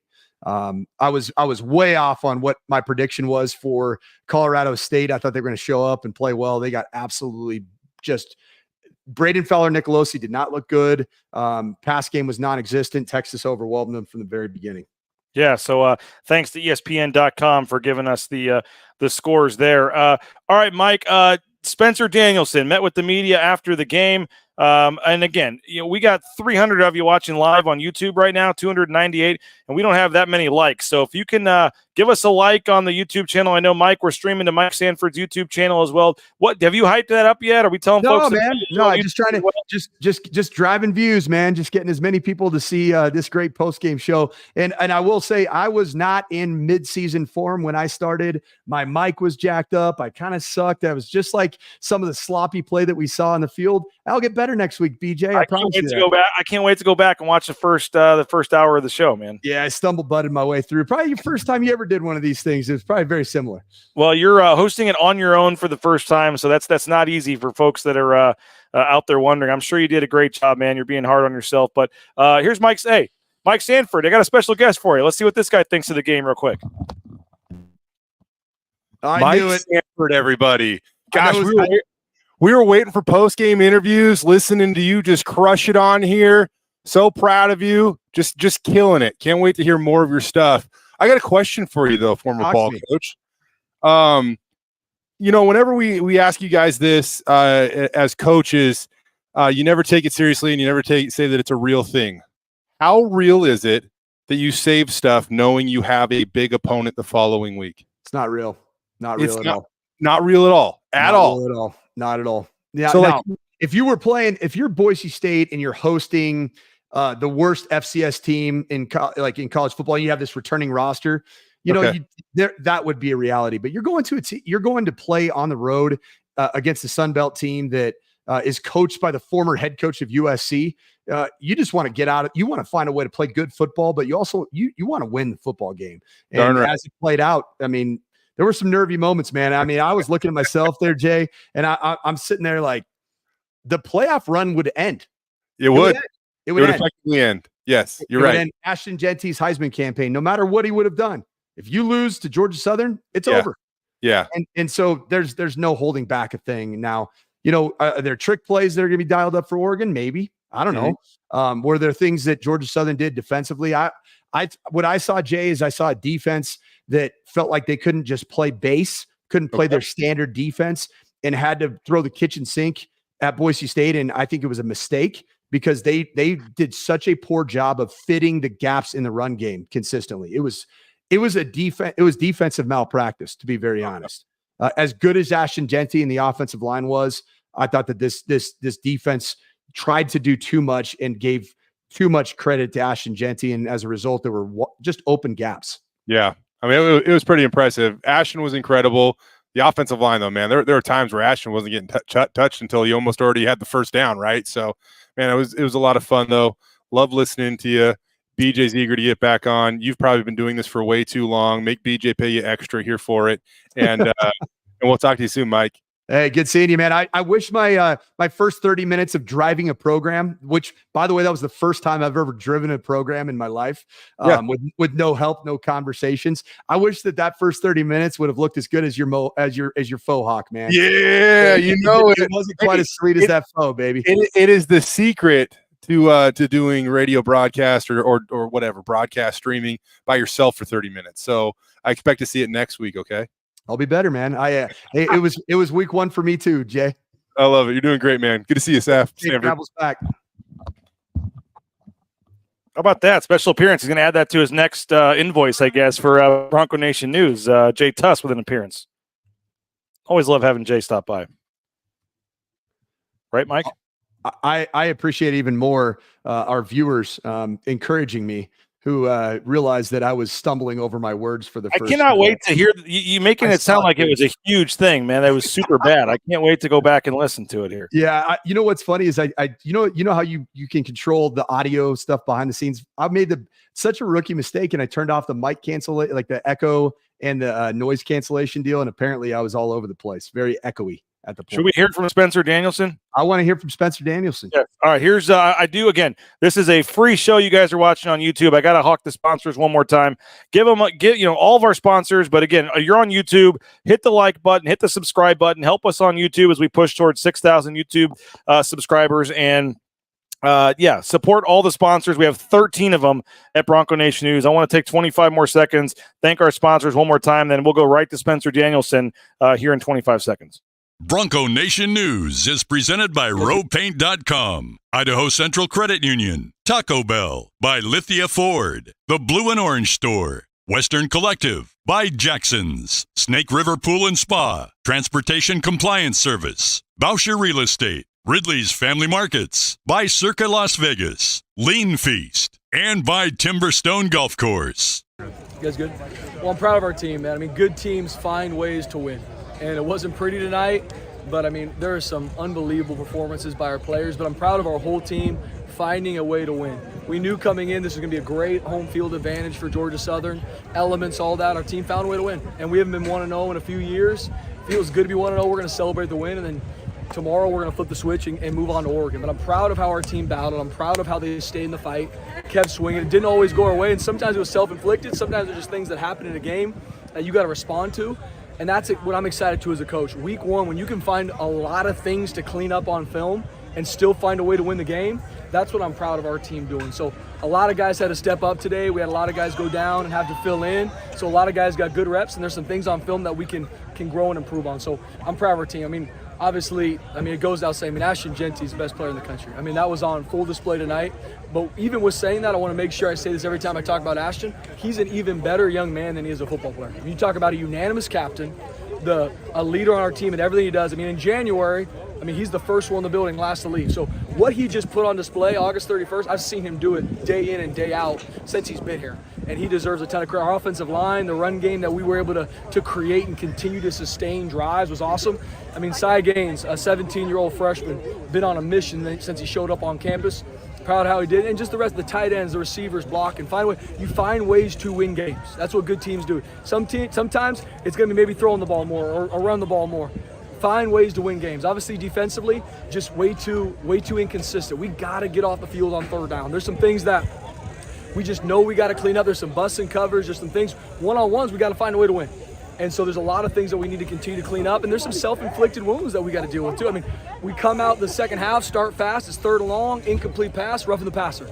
You can't do that to continue to win games the way we need to. So there's a lot to clean up, but I'm so proud of our staff and our players staying in the fight. They kept swinging all game, and it feels good to be 1-0. With Ashton, to have the whole offseason, Heisman campaign, all that stuff, and then first game, second carry, house at 77 yards, and most yards, most touchdowns ever by Boise State player. To start it off in that fashion, what can you say? I'm so proud of Ash because he deserves all the credit he's getting. He deserves it all because I've seen him work every single day. When I get in there, he's the first one in there, and he's waiting for the training room to make sure he's getting his body right. He deserves it. And there's a lot of guys around him that are blocking their tail off for him that deserve all the credit too. The offensive line, the receivers, the tight ends. And the plan that we had run game wise. Coach Potter, Coach Cutter, Coach Keen. They did a phenomenal job. Coach Montgomery getting those backs ready to roll. Those guys deserve all the credit too. Ash, we could be here all night talking about Ashton Jeanty. This young man is a 10 out of 10 in everything he does. And how he leads this team, how he motivates this team, and how he leads himself on a daily basis. He's a generational talent type kid in all facets. That's who Ashton Jeanty is, and I'll scream that from the rooftops. And the awesome part for Cy Gaines, that's who he watches every single day. He comes into work and he watches Ashton Jeanty. And you talk about a guy that hasn't missed anything since he came on campus. He's been watching Ashton, he's been modeling him, and it shows up with a true freshman rushing for over 100 yards. That's a testament to him. When it comes to Cy, I know he's not afraid of the moment. In practice this week, he put the ball on the ground a couple times. Put the ball on the ground tonight, and you stuck with him. Wow. And he scored a touchdown after it. Why? That's how these guys learn and grow. The only way to get better at football is playing it. And especially for a young freshman or a 6-year senior, you got to find ways to learn through mistakes. Now, hopefully, we can learn through the wisdom and not let it show up in a critical moment like it did. Thank the Lord, Austin Bolt did a great job finding a way to get that ball. That was a huge play in the game. But you find ways to continue to learn and grow. And Cy is a guy that is so confident because of how he's trained that even though he had that one fumble, we got it back. we trusted him. We trust because we've seen him continue to work no different than our other players. You gave Maddox the starting job because he knows the offense, he knows how to run it. Over 650 yards of offense today. Just how happy were you with the way he ran the offense? It was awesome. I mean, our coaches deserve a ton of credit. Our players buying into it. Once again, it's not always perfect, but our guys kept swinging. They stay in it. Things don't go our way, stay in it. Keep swinging. I'm proud of Maddox. I mean, you talk about a guy that's never too high, never too low. And I mean, even after the interception, he comes back and has 2 big-time throws. That's Maddox Madsen. I mean, this guy's no moment's too big for him. He stays in it, and he's lethal. He'll go out there and make the biggest play of the game because he knows his process and he stays with it. So you mentioned keep swinging. I mean, you're up 28-9. You blow the lead. You're down. I think either late third or early fourth quarter. I mean, just to lock back in and be able to score those late couple of touchdowns and pull away. What's that say about your guys? It's huge. I mean, you talk about the fight in our guys, and that's football. Good teams find ways to win. It's never going to be perfect on that field. And good teams find ways to win. And tonight we found ways to win. Once again, a ton to clean up. I'm fired up. We're 1-0 for the first time in a few years. But there's already a lot of things that I'm going to my mind to practice and things we got to make sure that we clean up. We have to. But you find ways to win. And that's what I'm proud of our whole team, from offense, defense, special teams. And every game is going to go back and forth. There might be games that our defense plays better. We got to find ways to win. It's not always going to be perfect. But that's what I'm proud of our whole team collectively staying in it and finding ways to win. You mentioned the offensive line a couple of times. How much of what Dixon Ice's experience? I mean, you got a lot of guys coming back. One more time. How much of what the offensive line Dixon Ice's experience? I mean, you guys. Experience, yeah. No, I'm proud of our. I mean, we got an experienced O-line coming back. There's some guys banged up that we got to continue to find more rotations and guys to step up. But I mean, that's the mentality of our team. And Coach Keene does a great job with our O-line, Coach Potter with our run game. I mean, building that mentality into him to where, I mean, no matter what front line's up in us, I have confidence in our offensive line creating movement at the point of attack and imposing our will on defenses. Spencer, when you took over last year, it was just like, you were just like thrown into it. Today was about testing 8 months of Spencer Danielson's culture. Yeah. So to go into that locker room after that, how is it different for you this time? It's just, I mean, I love these kids. And first off, I mean, I give God all the glory. I'm open about this. The only reason I'm the head coach at Boise State is because God put me there. And I know it's to develop people, develop champions in life. And those are champions in life on that field. Some of those, we didn't make the plays we needed to at all times. But learning and growing from this game, and what I see that nobody else sees, is how our team's in there working, loves each other, does the hard things, in there early, in the infernos, hiking Table Rock when no one knows, running decks. Like, I see that. So when I see something go well or not, I know our guys are trained. I also know this is going to develop them for life. So I'm proud of our team. And football is a hard game. You are promised 12 opportunities a year. I'm going to enjoy this win, and then on this long plane ride home, we're going to work to fix it, because there's a lot of things we need to continue to go forward. You slightly mentioned the offensive line, to specifically address them. I don't know if Maddox was really touched tonight. Yeah. And as good as the running backs were, I mean, there were a number of times where they're like 6 yards downfield before anybody's even got a chance. No question. How good was that group? And you were rotating a couple bodies in there too. I mean, they did a great job. Like I said, Coach Keene, Coach Potter, Coach Montgomery did a phenomenal job getting those guys ready to play. And there's a mentality of part of that group that they will impose their will. That's on film. That's who they are. And so I'm proud of what they did tonight. Like I said, Ashton, Sire Gaines, and other players deserve a ton of credit as well. But nothing's happening without that front. What was the reasoning behind that fourth down call there down there deep in your own zone? Yep. So for us guys, I mean, I'm going to look at the analytics. I'm going to feel where things are going in the game. And what we did in this game was planned out. Like, I knew in what situations, down, up, what area of the field. I mean, that's my job now, is game management. I'm not calling plays on either side. I'm building into our team. I'm encouraging them, and I'm focused on the game management. And I'd still make the same call again. You mentioned all along, hey, we're focused on week one. Now that you got this win, I mean, I know you want 24 hours to think about it, but the opportunity you now have next week. Yeah, we're fired up to go play Oregon now. I mean, like I said, we're going to enjoy this game. We're going to clean it up. That's going to be the focus of Monday into Monday night, is clean this game up. But we're fired up to go play Oregon. It's the next team on our schedule. And we know how talented they are and how well coached they are, and we're going to work our tail off to have an opportunity to win.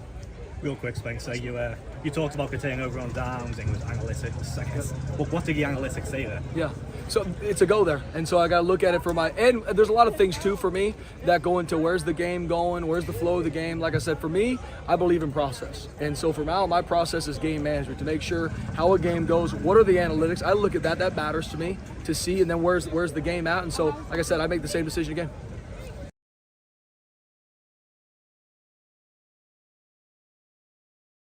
I'd make this decision there again, Mike Sanford. We were both muted. I think you still are. But Same decision again on the fourth down with the analytics. Yeah, it's a real thing, man. My brother-in-law coaches at BYU. I think they're up right now 24-6. And BYU was one of the first teams that really fully adopted this whole analytics book. I think it's called CSI, or it's not CSI. But they create these analytics and they send you a book. They call it the magic number. It's like, what do you need to get in terms of on third down to make the decision to go for it on fourth down? And so you have a coach or a staffer, sometimes it's like your GM is responsible for having that book open, turning to the page of that situation. It has to do with, time of game, score. It even takes into account weather conditions.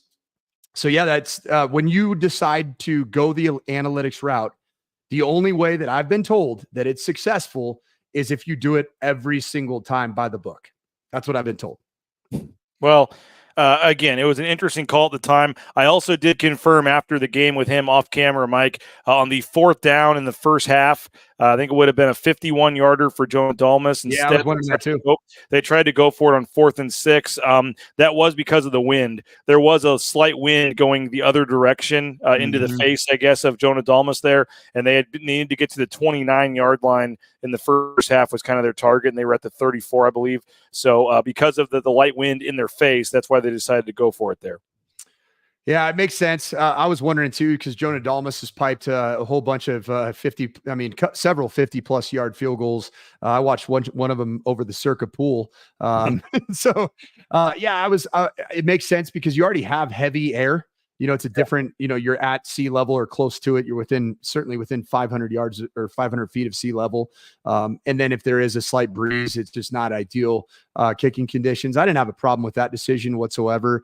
And frankly, I knew right when Boise State went for it at the minus 35, 34 yard line on that 4th and 1 where Sire Gaines came up short. I knew that they were going all in on the analytics, and there's going to be other times during the year where people are going to jump into the comment thread. Twitter's going to blow up about some of these decisions, but typically it does play out over time if you adopt these analytics and you stay by the book, if you will, relative to the analytics, that you end up finding success.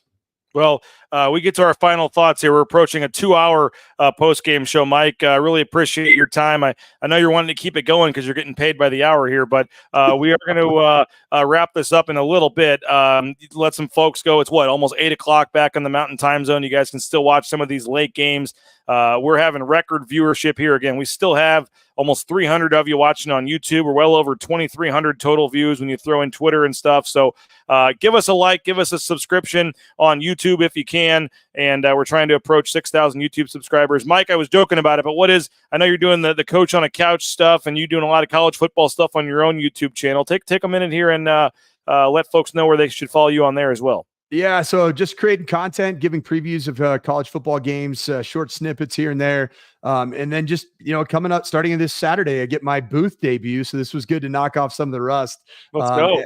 At Canvas Stadium in Fort Collins. I'm going to be calling the game on Altitude TV and the Mountain West Sports Network for CSU versus Northern Colorado. So it'll be a lot of fun, regional matchup, if you will. I won't call it a rivalry, but I've got that. And then, just follow me on Altitude Sports Radio. I'm on Mondays, Thursdays, and Fridays, 10 to noon, and just a whole bunch of stuff. But I'm really excited, man. There's going to be a lot of storylines right now, going into this Oregon game. I mean, this is two teams that, probably didn't have the performances that they wanted in their opening game. So I think that anybody who thinks that Boise State after this game can't compete with Oregon, just ask Idaho from the FCS. So were you able to compete in Autzen Stadium with Oregon? And the answer is clearly yes. Boise State has a better player right now than anybody on Oregon in terms of on-field production in this season. That's Ashton Jeanty. And as long as you got Ashton Jeanty, you got a chance. That's the bottom line. Hey, shout out to everybody that went to the Bar National there as part of the House of Western, the Western Collective Group, our studio sponsor, Mike. We had a little bit of a watch party there, and I got a small clip here after one of the touchdowns. They were fired up, and Ashton Jeanty was all the fans were fired up. We appreciate everybody that were there watching. Full packed house, they said, at the bar. And so every away game, we're meeting next week. It'll be 8 o'clock Boise time for that Oregon game, and they got $3 Horseshoe Golden Ale beers. They got discounted burgers. 10% of all the sales goes directly to the Horseshoe Collective, which goes right back into the pocket of Boise State student athletes. And then we're also giving away a $50 gift card. Shout out, I think Nathaniel Wilder, the Foam Ranger, won that for tonight's game over there. So my wife was there. Jaden, our part-time reporter, was there. My kids apparently got a game card to keep them busy and went and played all the games all night. And Karen was able to hang out with folks and watch the games. So we'll be doing it again for the Oregon game, but we're giving away a $50 gift card. They kind of put your name in a raffle if you show us you subscribe on Bronco Nation News. And so hopefully a lot of you will join us for the Oregon game. And Kip's watching right now. That was the guy celebrating in the orange shirt. We'll show him again. Kip. Yeah, we'll show him one more time here. There he is, right there in the orange shirt. Pumping his fist. Is he going with the big time fist pump? No, just the high five. Just throwing the old high five. I love it, Kip. So hopefully folks will join us. I want to make sure we get that in there. 8 o'clock next week. Come on out to Bar National. $3 beers and discounted burgers, and 10% of all the sales go to the Horseshoe Collective. And I will be on the postgame show after calling my first college football game in the broadcast booth. So luckily, Northern Colorado. Yep, By the way, I have this video that I want to show real quick. Mike, so much time goes into these games, so much effort, so much, you talk about 8 months for one game. And I know tomorrow and on the flight back, they'll turn the page, to Oregon. But for these players to be able to celebrate after this game with their fans, to be 1-0 as a player, as a coach, what's that feeling like going on the road and coming back with a big dub? It feels great, and I love what Spencer Danielson said in his post-game presser there, is that the best scenario is when you find a way to get a road win, and there's a whole heck of a lot of stuff that you can clean up, and you have a captive audience, in the film room with you, particularly the defense side of the ball, but there's things on the offense side of the ball that could have led to even more of an explosive day, if that's even possible. And I'm going to quote two different coaches. Number one, Brian Harsin used to always say that, you work year-round, 365 days a year. You work oftentimes 18 to 20-hour days. I've worked plenty of them myself. But you do all of that for just 36 hours in the fall. I mean, that's really what it is. 36 guaranteed hours of coaching college football games, and you're evaluated solely on those 36 hours. And then the other coach that I'm going to quote is the guy that my dad worked for, Urban Meyer, who's certainly caught some strays recently. But the thing that he used to say is, the best part about being 1-0, you got a chance to be 2-0. And Boise State finds them in that rare air that they haven't found themselves in for quite some time. You got a chance to go and be 2-0 next week at Autzen Stadium, and it can be done. And I don't know what happened, Mike, why it worked out this way, but I don't know if you remember the famous Idaho potato, the huge 18-wheeler truck they have that goes around the country, the big Idaho potato. I don't know if you know what I'm talking about, Mike. I know a lot of people do it. They're in Statesboro. Yeah, it was in town in Statesboro, and the mascot was there. And here's the mascot, and then I saw that he's celebrating with fans, and then Spencer Danielson walks by. Here's your head coach, Spencer Danielson, firing up with the crowd after the win. All kinds of Boise, Idaho shenanigans happening out in the deep south right there. That's pretty awesome, man. Hey, one last thing. Hold on a second here. All right, there you go, Mike. One last question. Fans, man, fired up. Hey, so there were a bunch of questions in the chat that were answered, but just to clear it up, where is the new reporter for the Idaho Statesman? Is he Scottish? Is he Irish? He's here somewhere. We should probably get him on. He's over in the next room over at some point. I'll try to get him on. But yeah, he is from somewhere in England, I believe, or overseas. Yeah, from the UK. Really nice guy, Sean Goodwin. He does it. He's a new guy. I haven't met him yet. Thrown into the fire at the last minute here, but he is a heck of a guy, no doubt. Knows ball too, which is pretty impressive. My favorite thing from the Spencer Danielson presser by far was him trying in the heat of the moment, probably caffeinated up a little bit, dripping sweat from the humidity. You're coming out of the shower and still sweating. Spencer Danielson tried to figure out what the heck our guy Goodwin was saying in the moment, and he kind of gave him the. Excuse me one more time. That was my highlight of the post-game presser.